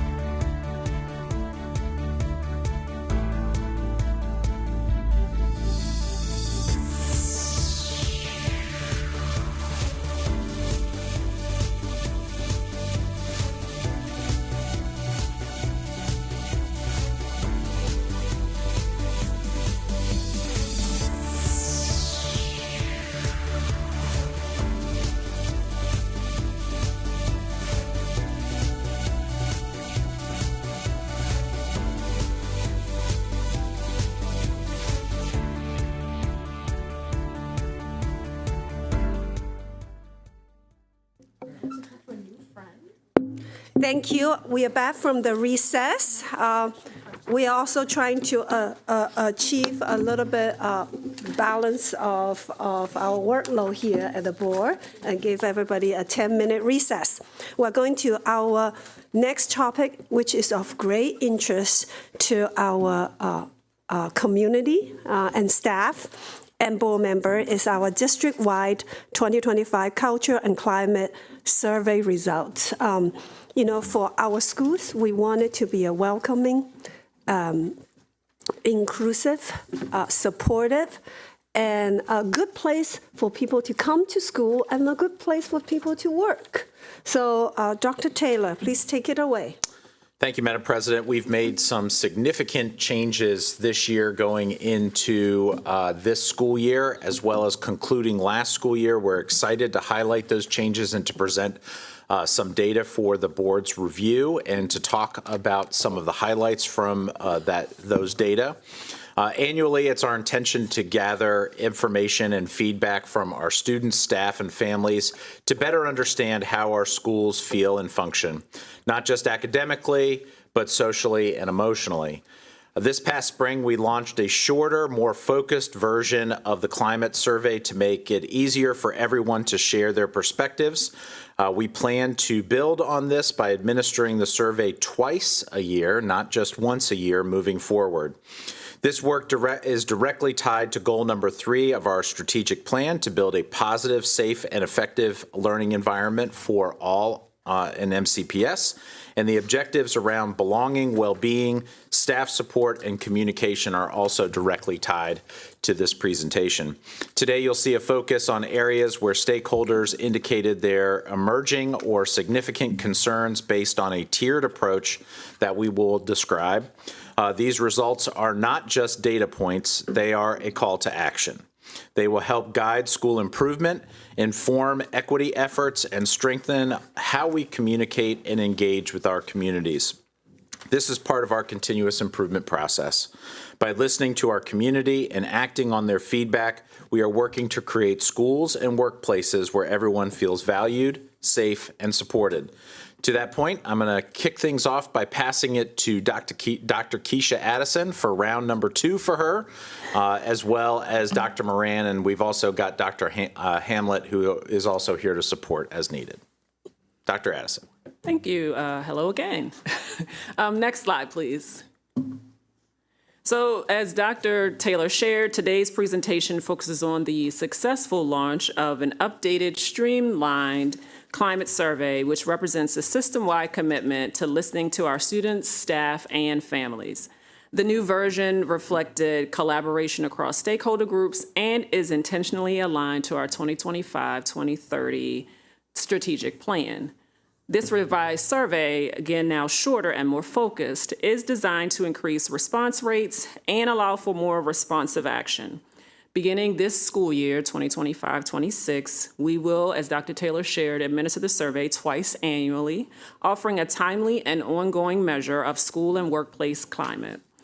Early results from our 2024-2025 survey show meaningful insights, affirming strengths in relationship building and community engagement, while also identifying areas where we must continue to grow. These data are critical to guiding school improvement efforts, shaping strategic decisions, and supporting a stronger sense of belonging across the district. Next slide, please. As we look at this year's survey, it is organized around 4 key areas that together give us a full picture of the school experience for students, staff, and families. These areas are designed to help us understand what's working well and where we can strengthen our efforts. The first area is the academic environment, or if it was for staff, it would say work environment. And this looks at the atmosphere where teaching and learning happen, from classrooms and instructional materials to the ways students and teachers work together. It reflects how the learning space supports students' ability to grow and achieve. The second area is social environment.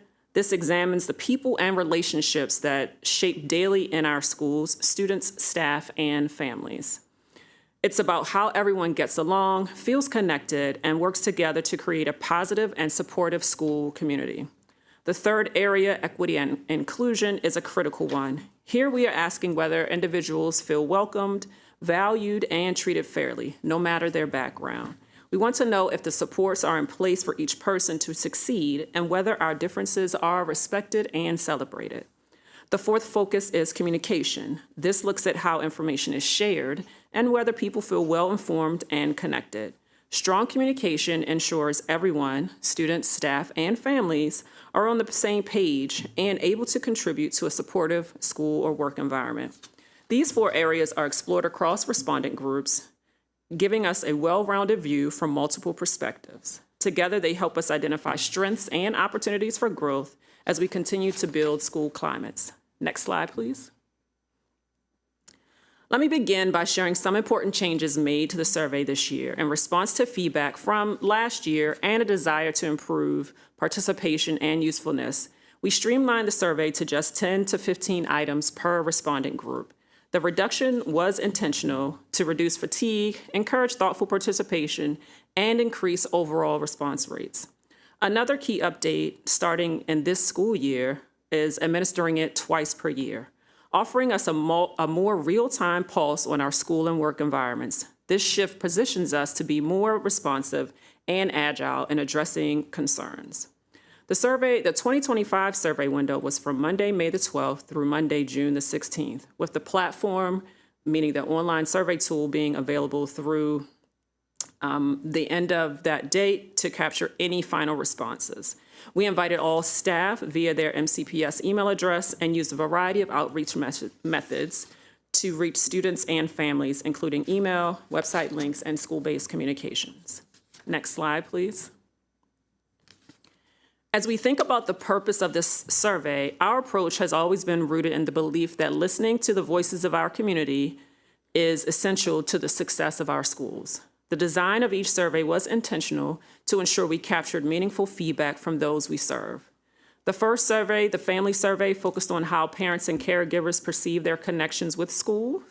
It asked about communication, engagement, and trust. For this group, our district target response rate was between 40 to 50%.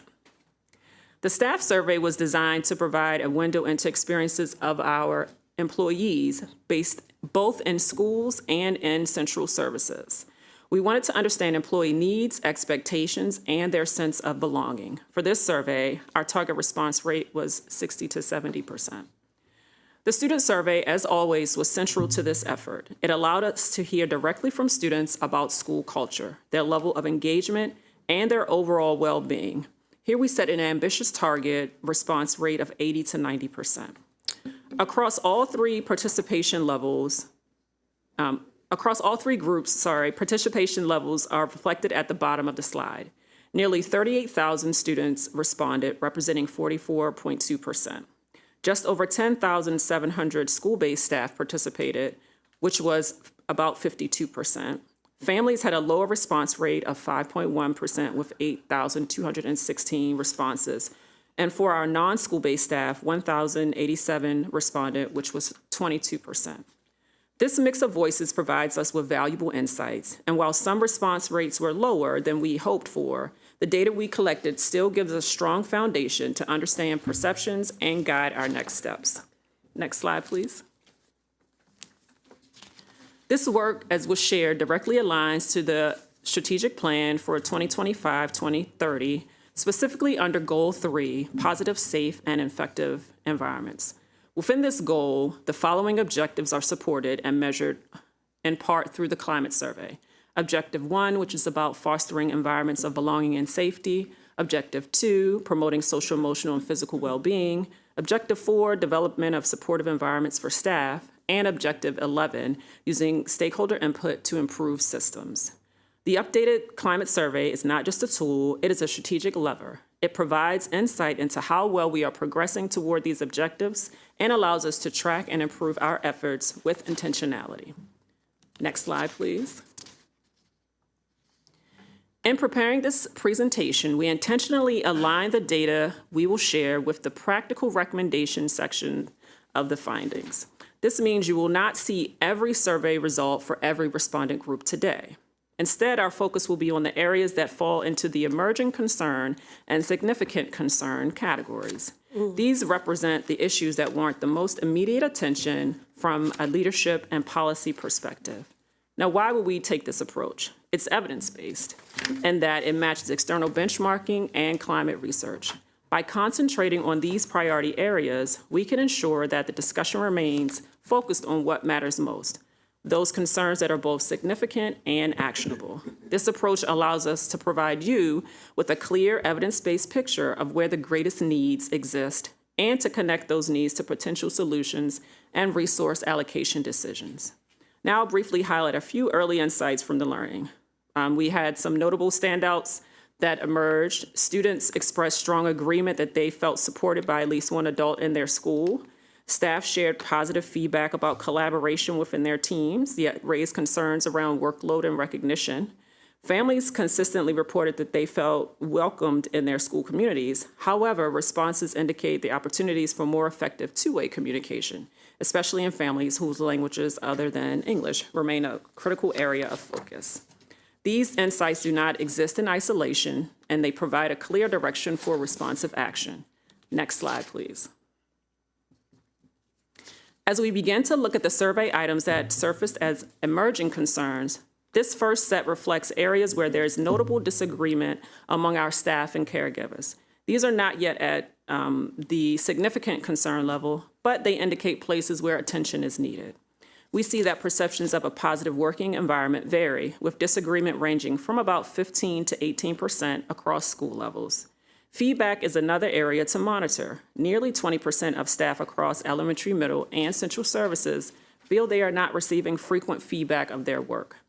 Communication also stands out, especially at the middle school level, where over 23% of staff reported not feeling welcomed about what is happening, about what is happening in their schools. From the caregiver perspective, perceptions of fairness in handling misbehavior and confidence that their children are learning at a high level are also areas of concern, particularly in middle and high schools. These emerging concerns suggest the need to strengthen communication, consistency, and feedback systems.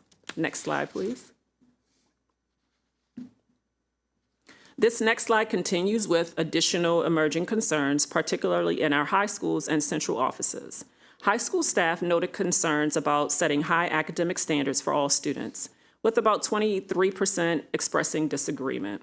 Structured conversations both in schools and central offices were also flagged, with about 19 to 20% indicating these opportunities are not being used effectively to address challenges collaboratively.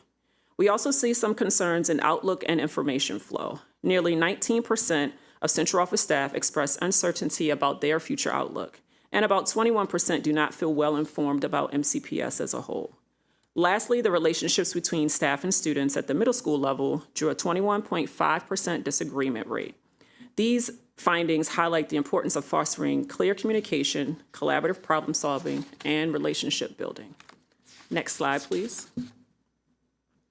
Here we see emerging concerns related to communication with caregivers and the student experience, particularly in middle schools. From the caregiver perspective, nearly 20% at the high school level and 18% at the middle school level express concerns about receiving timely updates on their child's progress. Among students, there are opportunities to improve social-emotional learning and mutual respect. Over 22% of middle school students and about 16% of high school students disagree that their school teaches them ways to get along with others. Respect and safety also appear as concerns. Around 17% of middle school students felt students do not show them respect, and nearly the same percentage indicated they do not always feel safe at school. Next slide, please. This final slide highlights areas identified as significant concerns, meaning disagreement levels are notably higher and may require more immediate attention. At the high school level, nearly 25% of staff feel they do not receive frequent feedback on their work, and 27% report not feeling well informed about what is happening in their school. Among students, particularly at the middle school level, there are critical concerns around climate and inclusivity. About 26% reported the energy of their school is not positive. More concerning, nearly 29% disagree that students can have open and honest conversations about race, and 27% felt students do not treat people from different backgrounds fairly. I will now turn it over to Dr. Moran, who will share more in terms of the district's response of actions based on these findings. Next slide. If we could go to the next slide, please. Did you? This one? Sure. I will not. I will come back. So on this slide, there is a comparison with the items that had high levels of disagreement from the 2024 survey compared to the 2025 survey. And so what you will notice in terms of the frequently receiving feedback, that is something that was elevated during our previous survey administration, and then again on this survey administration. And what you will notice is that there is an increase, a slight increase across the different groups in terms of disagreement with this item. Also, in terms of the item around teachers keeping caregivers informed, you will see decreases in disagreement from 2024 to 2025. And in terms of feeling safe, while there still is a relatively high percentage of middle school students who disagree with this statement, there is a decrease in the percentage of middle school students who disagree with this statement. And then for the last two items, also observe disagreement with the statement, notably the energy of my school is positive, while for middle school that 25.7% put it in the significant concern area. You will notice in 2024, it was close to 50% of the students who responded to that survey who indicated disagreement with that. Now, I will turn to Dr. Moran to respond. All right, if we could go to the next slide now, please. So I'd like to just begin, and I'm interested to get to the discussion part because I know there'll be some great questions and great dialogue around this. But the first thing I want to say is how advantageous it is for us to be administrating two surveys. Historically, we have administered a survey in May, and then determined if there is an issue with culture and climate or not, and then students, staff, families broke for the summer, right? We are going to get an extra set of data here in less than 2 months to determine, what that data looks like from last year to what it looks like. So the intervention, being able to intervene early and be able to have a comparison and a quick turnaround, I think is extremely advantageous. A couple of things, we've had this conversation before. So first off, the culture and climate of a school is its lifeline, right? You have to have a positive school culture.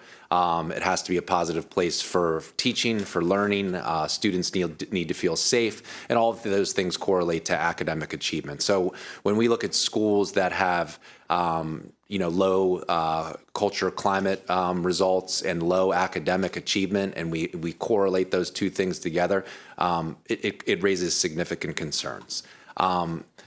We have schools that we sometimes see both things increase at the same time. We have things where we see one is higher, one's lower. And so I'd share all that to say, with all of this data, it requires a lot of follow-up and conversation. And I think that that's one of the pieces that over time has not always been our strongest point. And so when you get a survey and you ask why people answered a question a certain way, there's a lot of digging in that needs to be done by the principal in collaboration with the director, in collaboration with the professional learning specialist who's now trained in restorative approaches. So that is one of the key things I just want to point out. That those conversations should form the goal that is publicized on your school improvement plan. And again, we've gotten to a place where it's one pager, easily accessible for staff, students, community to see what you're focused on around climate. The focus should be around specific questions on the climate survey, and not only what your goal is, but what are the actions that you're going to take to achieve that goal. And this will be the first time that we will be seeing it for not only staff, but students and caregivers. An interesting thing that schools are doing right now as they get this data is correlating it from each component because there are similar questions, right? So if I take the experience of a teacher and then I view the same kind of answer from a student, it tells you a story if a student is saying that they're experiencing a very positive learning environment and then the staff is saying something very different. So it provides us with 3 data points within this survey to really dig deep and try to find out really the culture and climate at a school and what are the things that are working well, what are the things that need to improve. It is not a mystery why are all of our principals engaged in reading Unreasonable Hospitality, and that, Dr. Taylor put that out in the, winter, and it was a discussion point through our, A&S meetings, and that book, if you haven't had the opportunity to read, is all about the experience that you create for the people that you serve, that you lead, and what the school experience is like from the moment a student steps on the bus to the moment the student gets off the bus at home. And so we've been in ongoing conversations around culture throughout the course of January on into the summer. I think that book has positioned us well to already see some significant changes in terms of culture and climate. One that I'd just like to point out is NEO, right? Like, how are our teachers beginning their experience in Montgomery County Public Schools?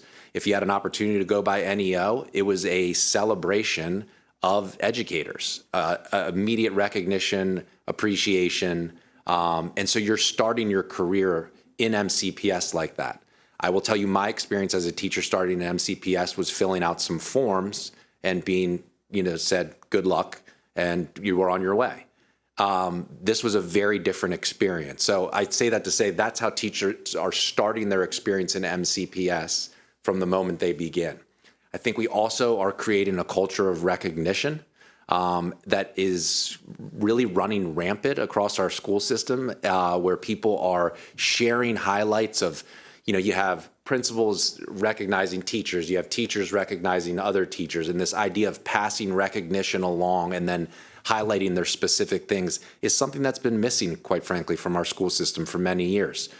We went from recognizing a couple people a year to, within the first couple of weeks, we've recognized hundreds of people already that's in the staff bulletin that's being shared. So I think that culture of recognition is a significant movement that's taking place across our school system. I will say, I know we're going to get more into talking about this. While the principal bears the responsibility of it, and I always use the thermometer versus thermostat analogy with principals when I talk to them. Are you a thermometer or are you a thermostat? You have the opportunity to kind of change the temperature in the building. You should be a thermostat, right, as a principal. You do have that ability to create those kind of conditions in your school, and you should understand that not only do you have that opportunity, but you also have that responsibility, and it's grounded in their standard. Standard 6 is explicitly around the culture and climate that you create in your building. So having those conversations that are standard-based with principals about the moves that they're making to create a better culture and documenting and recognizing them for when they're seeing their culture move in the right direction and doing the same when you see their culture moving in the wrong direction.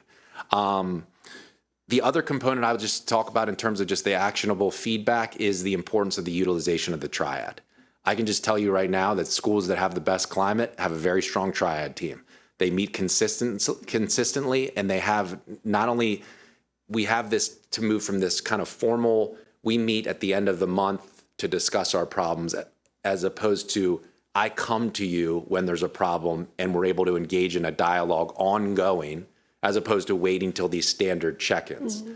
And I think that the traditional mentality has impacted our ability to create positive school cultures. We've been very formal. And that formality, it lends itself to really not being a transparent, communicative team that creates a positive school culture. So I'll stop there, and I know we'll have a good dialogue about this. And I'll turn it back to you, President Yang, for discussion. Thank you, Dr. Moran. So this is a standard topic that we go through every year, and I'm very encouraged to see that we have some comparison of last and this one. I'm going to open up for questions and comments to my colleagues, but before I begin, I just want to commend you. This is a shorter survey with 11 questions. That is huge. And also, I want to commend you for, in developing the questions, I know that you involve our associations, our employee unions in conversation to develop the questions. I think that it's a very positive step forward. Okay, I see some lights. I'm going to start from this side. Ms. Malone? I want to ask about, if we can go back to I think it's the third slide, where we were looking at the estimated target percentages. So I noticed for students that the ambitious target was an 80 to 90% rate, and we ended up getting around 44.2% completed rate. Can I ask what you did for outreach to get that out to students? So, going to be very transparent with you, right? So that number was brought down significantly by a couple of schools, right? And so I'll share, for instance, Bethesda Chevy Chase High School. Mm-hmm. So we had a extremely low number of students complete that survey, which then drives the percentage down significantly if one high school is below 10%. So I think that contributed to it. It's such a great opportunity. I always tell principals, like, student voice data and getting a large sample size is such a wonderful opportunity for them to also get an idea of, again, the staff experience versus the student experience, to get a really deep understanding of that. And it's unfortunate in a couple of places that people didn't capitalize on that opportunity the way that we would have expected them to. Can I expand on that? So one of the things that we spoke directly to principals about was to create an opportunity and to carve out time specifically for this. It's evident that some schools did carve out time, and it's evident that some schools did not. I think in our first effort, and I think we're on the wrong slide. If you could advance one more slide, please. I think maybe even one more beyond that. There you go. Thank you. I think our timetable that we're looking at for doing the two surveys is at the end of the first 9 weeks and at the end of the third 9 weeks. We administered this survey at the end of the year because the tool had changed. That was not an optimal time to send a survey to anyone as they're preparing for summer. And there's a lot on principals' plates to make that happen, even to encourage parents to fill things out or to encourage staff to fill them out. I think that these are the right targets. And if anything, I think we could probably even push these targets a little bit higher in the future to get a clearer picture of what they're looking for. But I think it's really on us to create the opportunity for there to be student voice represented, parent voice represented, staff voice represented. One of my favorite strategies as a former principal is when it was time to fill out a climate survey, I also took it as an opportunity to not have a meeting and to invite people to a meeting, and said that the meeting was over as soon as they were done with the survey. Then there was the opportunity. And so a lot of our work in leadership is to create the conditions for people to do the things that we know need to be done. And in some cases, it's clear that happened. In other cases, it's clear that it didn't. That, too, is a reflection of climate and culture. I do want to ask, did you ever explore the avenue of Canvas announcements, for example, for students for sending out the survey? Ooh, that's a good one. We did not. Thank you for the recommendation. I think that would be very beneficial. I have more questions, but I'll come back later. Ms. Zimmerman. Thank you. My question is actually pretty closely related to Ms. Malou's, that we set great ambitious goals and unfortunately did not achieve them in our response rate. I didn't notice anything about how we're offering surveys in different languages, or I'm assuming that we are, because that would be something that we would do. Yes, so Yes? our all surveys for each respondent group is available in all languages for all families, staff, students that we serve. So when individuals log on to the survey site, they have an option to identify the language which they prefer to take the survey in. Great. The other thing I'd like to suggest, if we don't have it already, but that the survey can also be read aloud. That it can be read to like staff, students, families, that can help with response rate as well. Are there other, we talked quite a bit about students, but is there anything else that we're using and about staff, but to get our families to respond at a higher rate to the survey? So with our families, one of the conversations we've had is around the deployment of the family engagement specialists, creating space not in the school but in the community to complete the survey. I think one of the things that we often rely on is for people to come to us to provide their feedback as opposed for us to go to them to collect their feedback. I think there's also, we talked about the opportunity for people to engage in collecting the information from them similar to what you just said, like through a dialogue as opposed to the completion of going in and so that was another thing that we've been in discussions about. I think Ms. Zimmerman, the other piece we're gonna see a increase in our response rate is based off of what you do with it. So when it's once a year and the year ends and people kind of forget about it, it becomes you see turnover things. I think when you do it 2 times a year, you demonstrate, you put the results out to the community. You change your school improvement goal, you show people progress or lack of progress, and you show people how you're utilizing it, you also get a larger return. And I think that the caregiver engagement component is the piece that when you look at that number, right, you're not hearing from the people that you really need to hear from. Right. So there's work that we're going to do around that. I'll go back to even like and I actually took a look at Clemente's return. When you look at certain schools, you also see, like what Dr. Taylor was saying, a very intentional effort to engage the community to collect information from them. So there is strategy to doing that, but it requires a different thought process than what you may have done 10 years ago. Okay, thank you. Ms. Silvestri. We may have covered this already, but schools that continue to struggle year after year with their climate numbers, what do you do to help them? So I'll actually take the opportunity to share a success story and roll that into kind of the idea of what you do. Rolling Terrace Elementary School.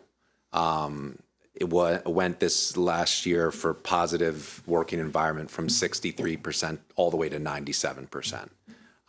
They saw similar growth in other areas as well. It has been a place that over time has had some struggles with school climate, and that principal delved into the underlying issues. A lot of that had to do with the magnitude of all these different programs and all these different things going on in the school, and ensuring that staff had a very clear understanding of their roles and responsibilities and what their expectations were. Also creating a forum that expands beyond just the ILT, and inviting people, and this is something that I think is a practice that needs to be, and we're focused on making a system-wide processes.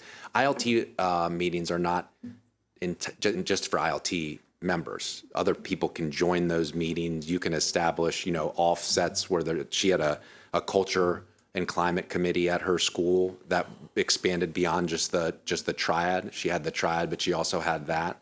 But we do see schools that continue to struggle with their climate, as the data outlines.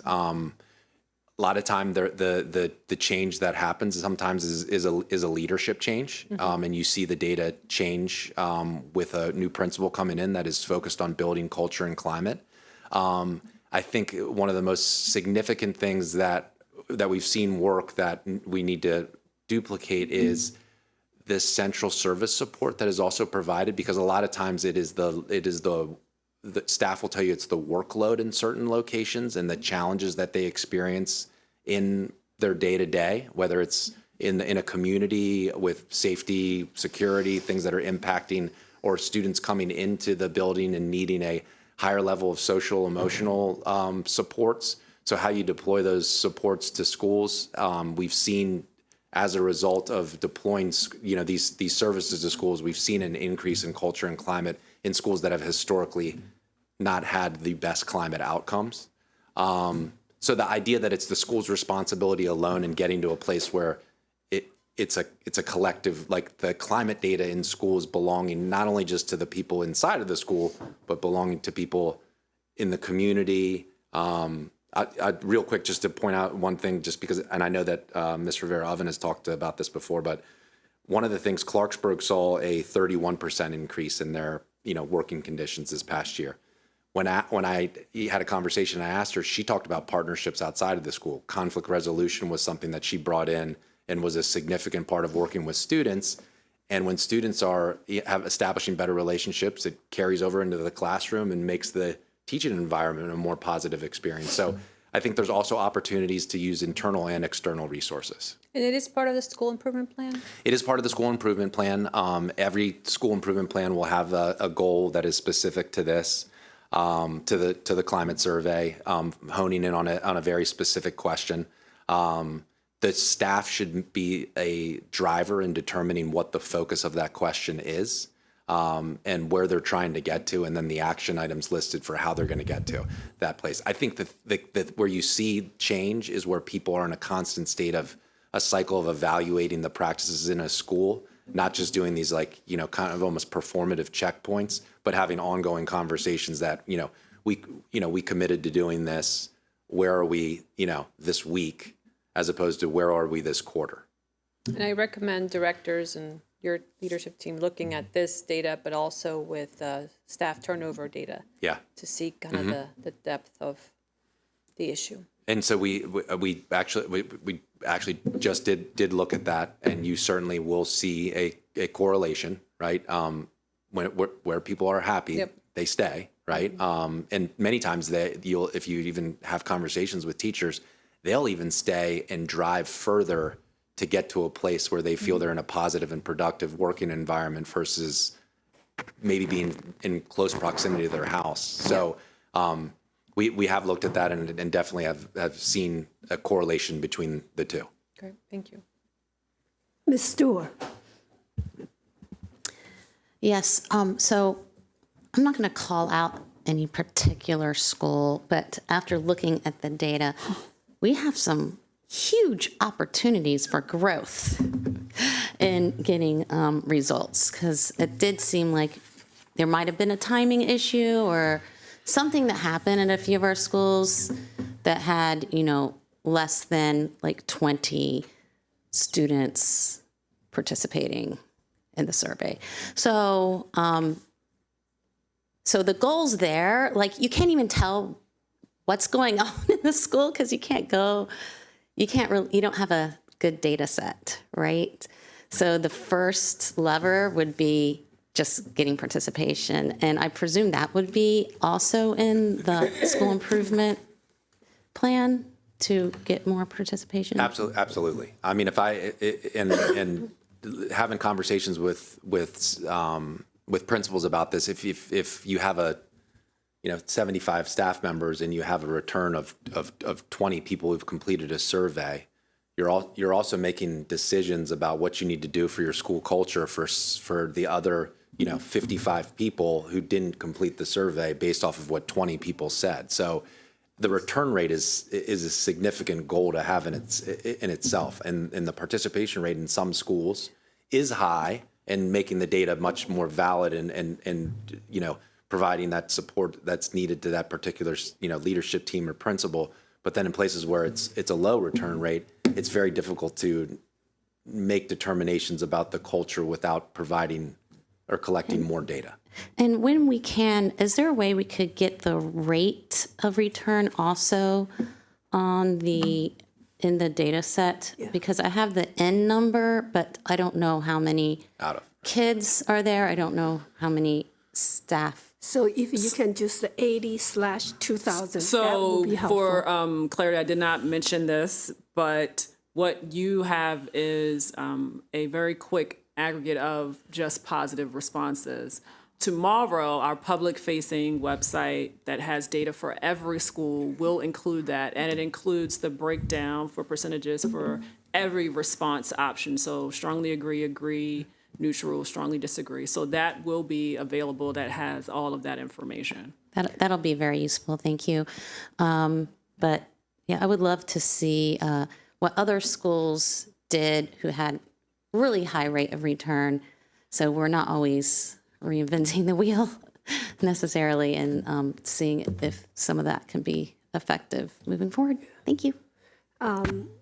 Changing the topic a little bit, I associate myself with the return of the survey, the rate. But one of the items I look at, they are either 15 question or 11 question, depending either staff, parents, or students. However, communication is constantly a category in all three demographic groups.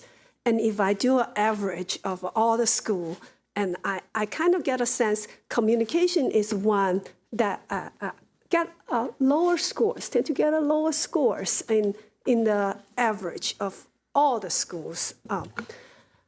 That signal me, that tells me something. That tells me people have a desire to know more about what's going on and to understand more why we are doing things.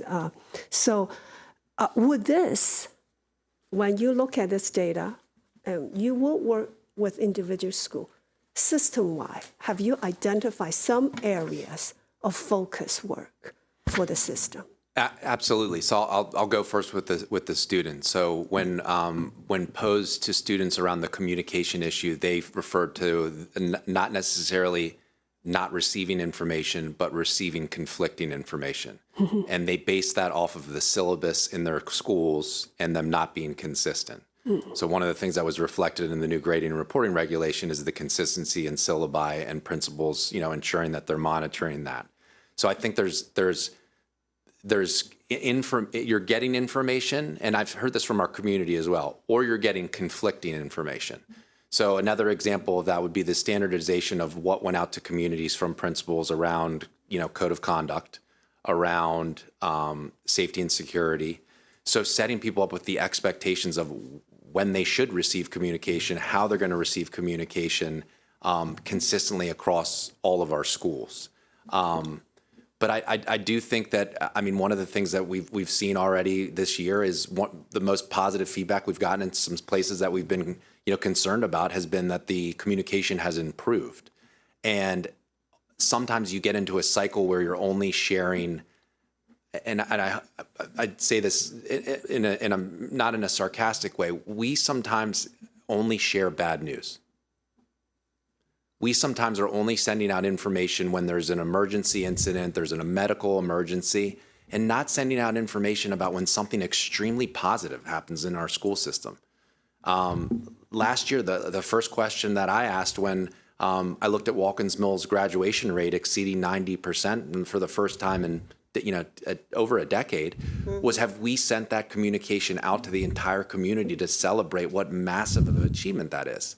And so I think we need to push people to start creating the narrative that we don't just communicate when there's an emergency situation. We're communicating about all the great things that are happening with all these wonderful kids, all these wonderful teachers and staff, and making that a part of creating a narrative about our schools. I'll just add to that. As a system, we began a conversation as early as January and even into November about culture and climate through the lens of hospitality, but really it's about empathy and how we create empathy in our leaders to expand to our learning environments in really meaningful ways. It's clearly a system focus. And I'm just so proud of our principals and educators who have just bought in.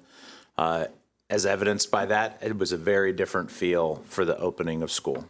Okay, so my whole point is when you look at the data, focus on individual school, what they need to improve and celebrate, but also focus on a system-wide. Do we see a theme in terms of celebration? Do we which you summarize it, do we see a theme of the need and that need to be we need to be improved? I think that will add value to this survey for us.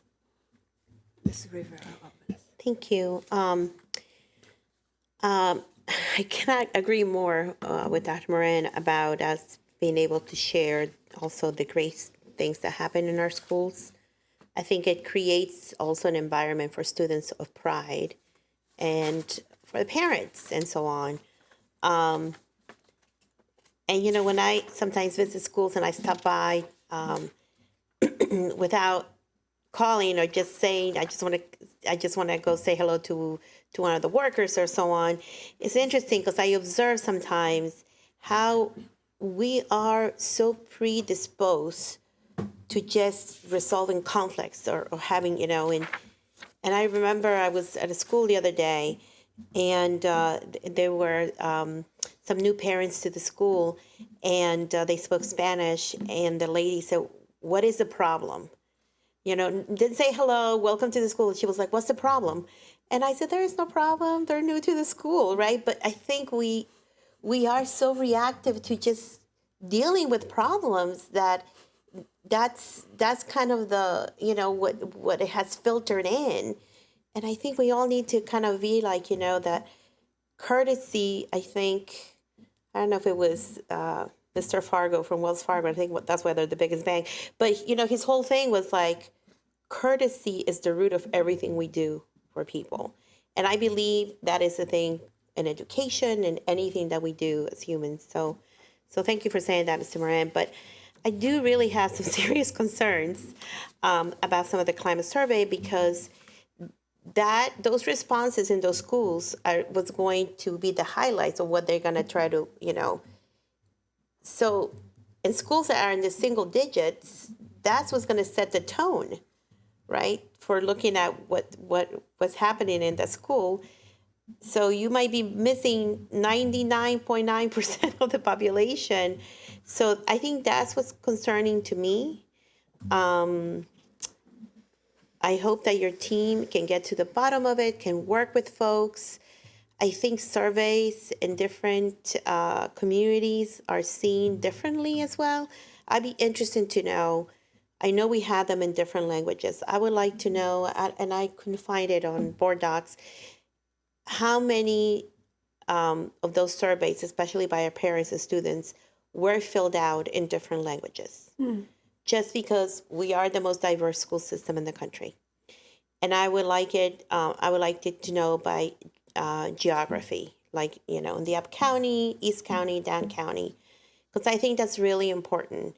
Because one of the things that I'm seeing a little bit is a bit of disconnect with the reality of what's going on in our communities, in the front lines, in a sense, and some of our administrators kind of not getting that connection of some of the impact that it's having on our students. And to me, the parent's voice is also really important. A parent needs to feel welcome in a school from the moment they step into that school.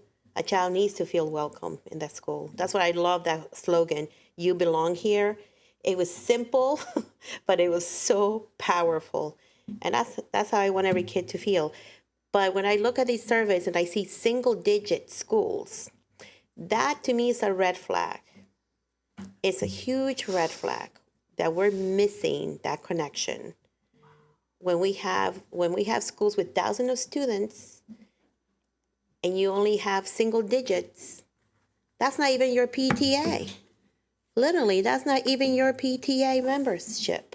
So if we cannot even get the PTA membership, we're in trouble. So communication is key. I've been saying it. Let's find other ways of doing it. Let's do WhatsApp. Let's try to, you know. But I think the most important thing is people need to feel connected and invested in that community. If they don't, they're not going to take the time to fill out a survey. They're not going to take the time to do it. They need to feel like that's where they belong. Like that sign says, "You belong here." So, but thank you so much for the work. I know this is just the beginning. If there's anything I can do, please let me know. But I would like to just get an idea, and if those numbers are low, then maybe that is something, a focus that we need to focus on. And you guys are doing amazing work, and we're doing surveys for the redistricting. So maybe we can add this to it. Maybe this could be something that we can say, this is something that you can also do. It's quick, it's few questions. Let me ask you now. So just a thought. Ms. Silvestri. Yeah, real quick, on slide number 12, the issue, again, about I frequently receive feedback on my teaching and work, once again, is a concern. Could you just tell us about what the system is doing to address that concern? So we've created a district-wide process for teachers to receive feedback and partnered with, principals and actually teachers on that process. We've had a lot of variance around how feedback is provided, around instructional walkthroughs, around what you do after that. So we've standardized that as an expectation that's actually connected to our school improvement plan, and that feedback actually will feed the school improvement plan, and we'll be able to see the not only the quantity of feedback being given, but also just the quality of feedback being given in real time, which cross-functional teams will have access to as well. So we'll be able to take all of that observational data, or lack thereof, and provide support where needed. I will say one of the schools, Silver Creek, is a school who is an outlier in terms of their feedback data. It actually is on the higher end for middle schools, which is one of the targeted areas on this slide. It's about having systems and processes to provide feedback in a consistent, standard way where you're following up with teachers. I think also it goes back to, and I know this sounds simple, but we saw it the first week of school. I am feeling a spirit of celebration when I go out to schools now, where you're seeing a lot of people smiling, you're seeing people excited, and that there's an enthusiasm that has maybe not been as present in schools. And I think that lends itself to what you're seeing on that is a lot of times the people that are doing the really great things in education don't hear that. A lot of times we don't spend time focusing on positive feedback. We sometimes have a tendency to focus our time on only providing constructive feedback. People that are doing a fantastic job in the classroom, or a paraeducator, a building service manager, or a principal deserve to receive very positive feedback. And I think what we've created around Momentum is really celebrating excellence. And we've seen that from the opening of schools, and even how, to go back to you, what you were saying, Mrs. Rivera-Oven, the way you bring people into a building and get them to participate in your community is by celebrating their children.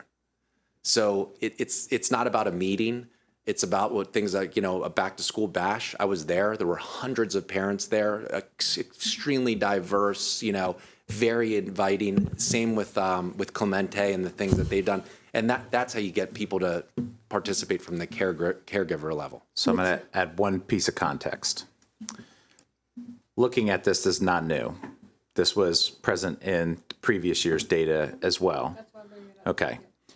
So our job is to create the conditions for everybody to do their best work. And so we've made some changes that create those conditions. Obviously, it's incumbent on us to set aside time and the environment for participation rates to go up. We'll do that. But also, for there to be feedback, principals need to observe instruction. Administrators need to observe instruction. And so we made a change this past year in our association contract to limit the amount of supervised planning time in favor of supervised instruction time, so that we are expecting that our principals are engaged in more supervised instruction versus supervised planning.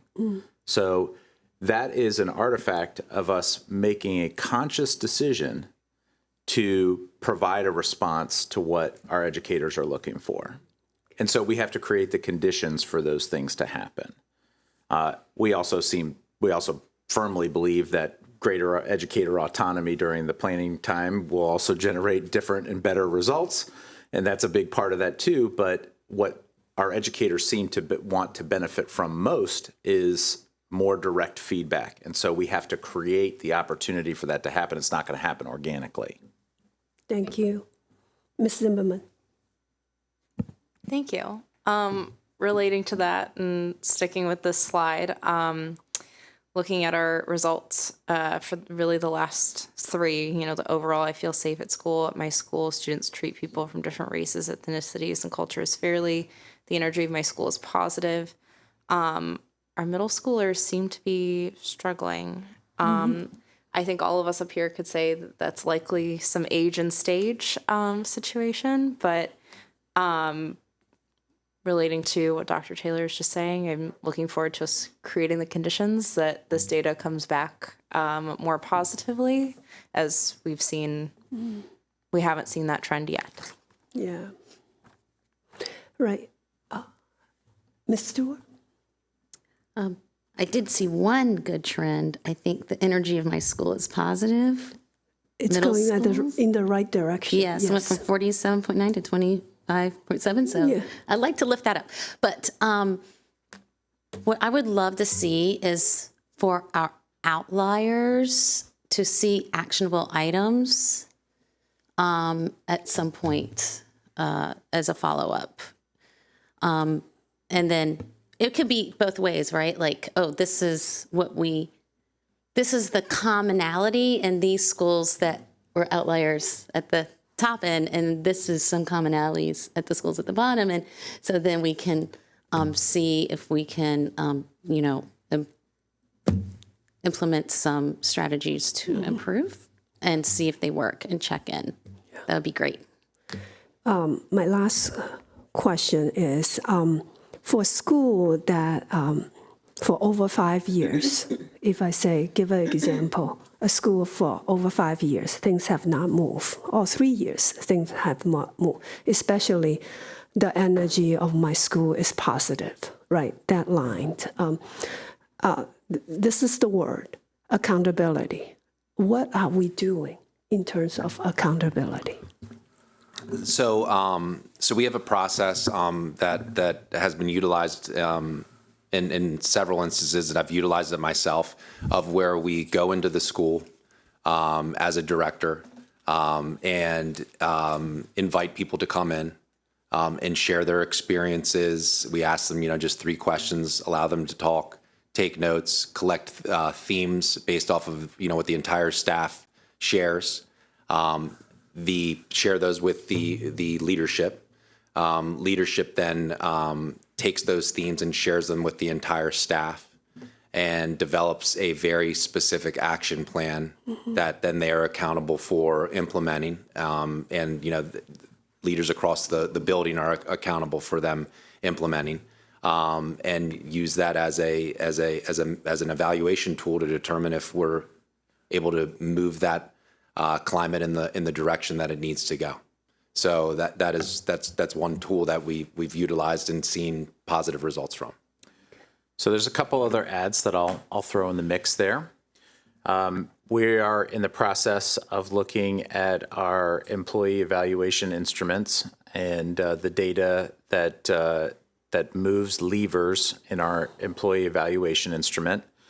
This is already a component that is a data point that feeds into our principal evaluation, but it's not just a data point. It has a lot of influence beyond that. And so I think you can see, as prominently featured as this is in our strategic plan, that this also be prominently featured in any changes that we make to our employee appraisal system. And that is as to the value of climate survey. The reason people participate is that maybe there's a frequency, but more so, things will happen if they share positive or negative experiences. So thank you so much for this presentation. And this is one piece of information. And Dr. Addison, thank you for your work on this this survey. This is something that the board is highly interested and value. Thank you so much. We will now move to our item 8.2, Board of Education Handbook Update. That's the final discussion item for today. And I will turn it to our Deputy Chief of Staff, Tom Lotman, to lead this presentation. Good afternoon, President Yang, members of the board, Dr. Taylor. Want to very briefly, I know it's been a long day, but go through introductions to updates to the board handbook as we wrap up this afternoon, just so that the public is aware of the work that's being done, understanding that ultimately this will come forward for your final action on the 25th at the business meeting. Next slide, please. So as part of the efforts to promote efficient and effective governance through the board's work, the handbook serves as the roadmap that is the consistent, focused, and nimble executor that allows the board to move forward on a routine basis, on a consistent basis, and be driven by the goals that are identified in the strategic plan. It's important that we look to review that periodically, prepare those updates to confirm that what the board is looking to do through its work, through its structures, through its engagement with the community, through kind of its meeting organization and its outreach, that those are effective structures and that the board's work then can continue to evolve with the changes that will consistently come throughout the years within the educational landscape and within our community. Finally, maintaining a document here that is up to date, is comprehensive in its content and structures, is most effective in onboarding new members and staff, and also providing an authoritative resource around the board's work that then is publicly available. Next slide, please.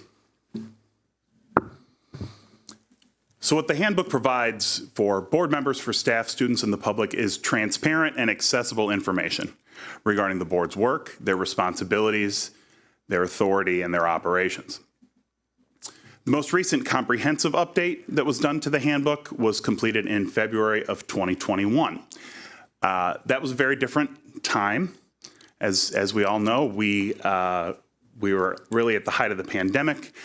Blueprint was passed that same month, and we were in an entirely different location. The board was in having its meetings, and so this is a good opportunity to review a lot of the different systems and protocols that the board has in place. The key objective in updating the handbook is ensuring that the board's structures can facilitate progress towards the goals and priorities that are consistent with the community's expectation. And it covers everything from general and technical information on the board's duties, on elections, on ethics considerations, processes for developing critical elements of the board's work, capital operating budgets, the strategic plan, board policy. And the updates to this handbook then incorporate, that we are suggesting are incorporating formal and informal feedback that's been received from board members, from staff, from administration and students. We also took the opportunity to review a number of kind of peer school districts and other governing bodies to review their work as well as we consider potential changes for moving forward. Next slide, please. So I just wanted to hit on a couple of different areas where, as you'll notice in the draft that you have compared with the previous draft, it's organized a little bit differently. There are a lot more things that are maybe expanded, but there are some things that that are a little bit different from previous years and things that have evolved in the current year, and so just wanted to highlight a couple of those. One is the board meeting structure, which we've talked about. Ms. Yang referenced at the beginning of the meeting in terms of the role of work sessions, the role of the board business meeting as a part of the ongoing work and a way to organize and structure the board's work effectively. The public comment process, changes that we are looking at in the public comment process are designed to provide additional opportunities for public comment and to clarify the process and provide greater definition around that process that makes it more user-friendly and accessible to others. As we have received feedback on that process from students, from community members, Hunger Games is a term that we've heard.